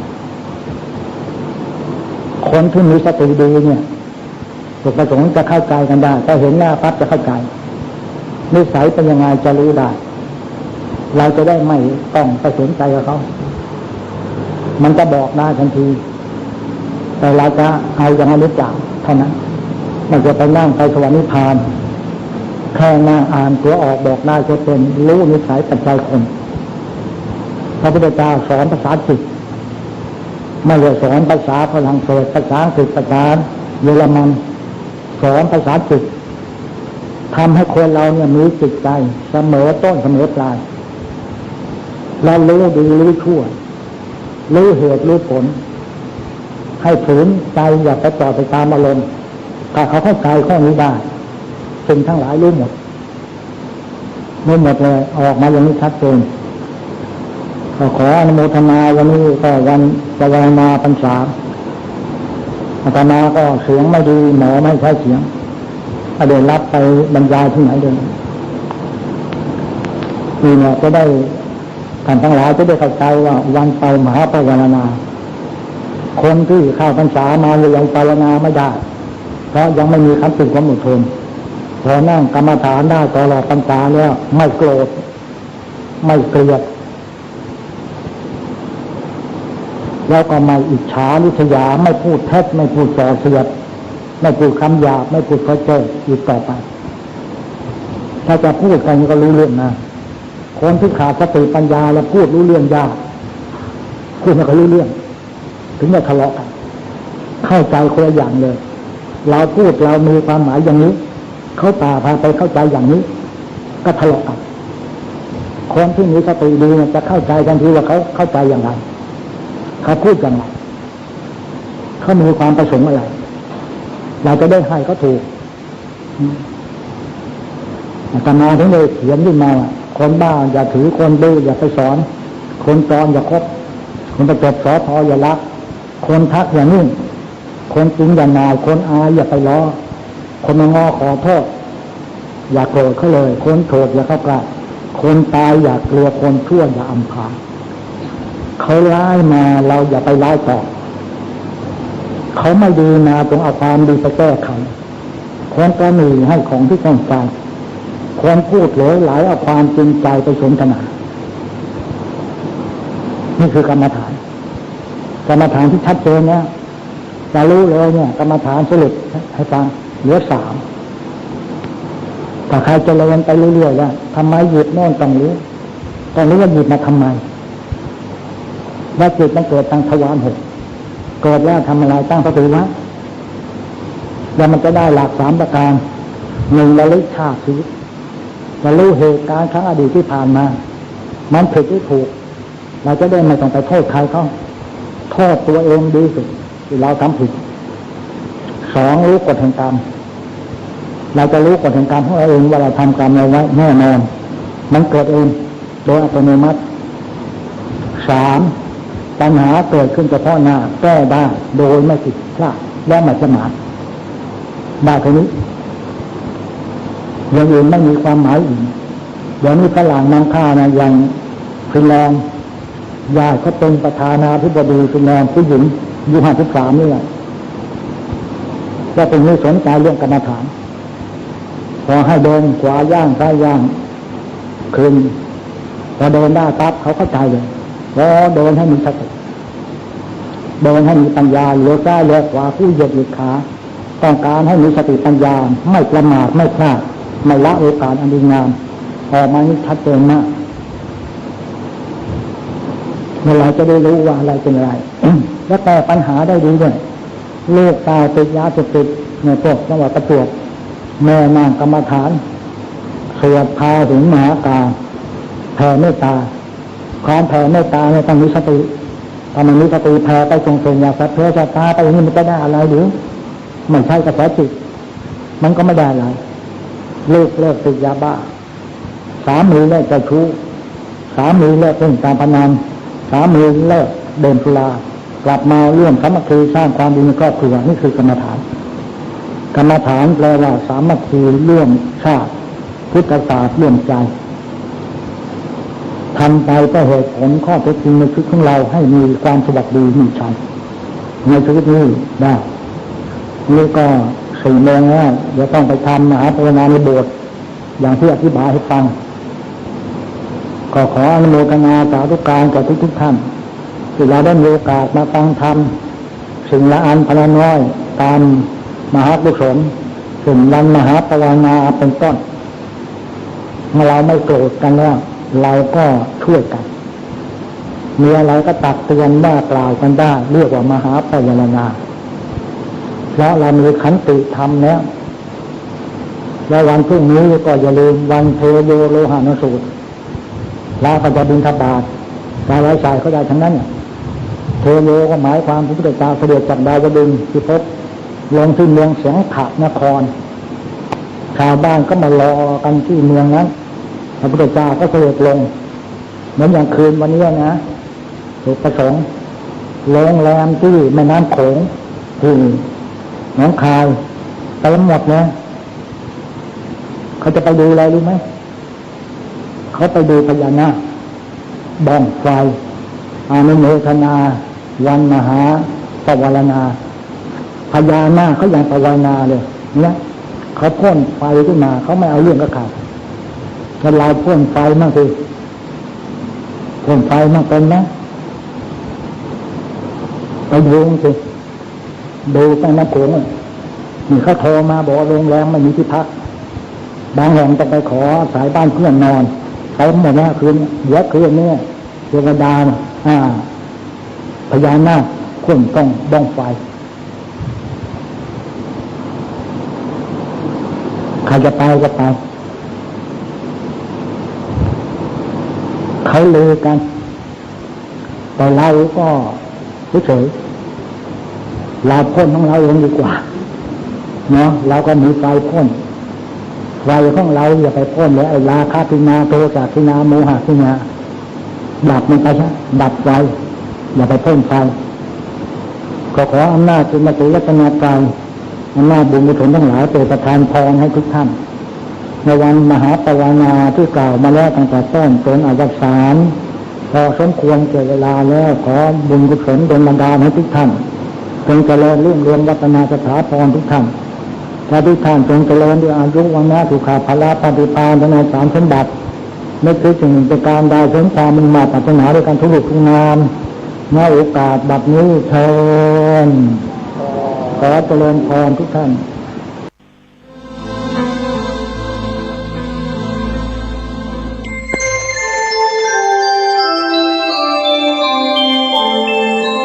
ขณะนี้ท่านกำลังฟังสถานีวิทยุกระจายเสียง FM 104.5 เมกะเฮิรตซ์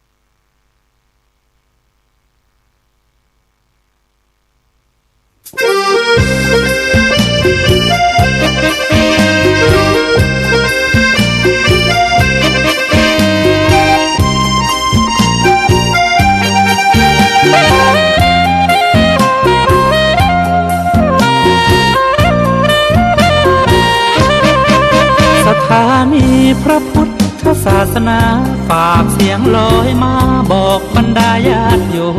มที่มีใจใช้ธรรมฉโลมที่มีใจใช้เพลงฉโลมบอกบรรดาญาติโยมให้ฟังคลื่นนี้สถานีตั้งไม่ไกลไม่ไกลตั้งอยู่ทั่วเมืองไทยชวนคนไปทำดีเชิญฟังกันทั้งวันดีเจสร้างสรรค์พากันสุขีใครอยากฟังธรรมเชิญทางนี้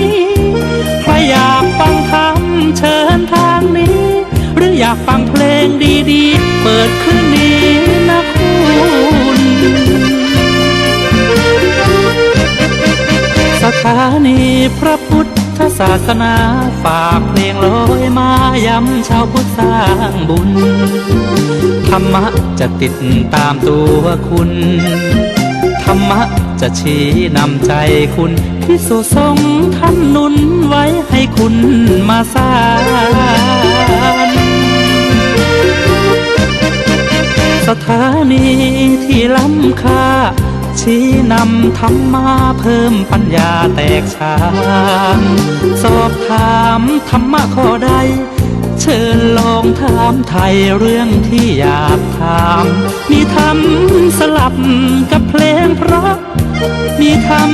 สลับกับเพลงเพราะและดีเจชอละไว้เป็นเพื่อนคุณ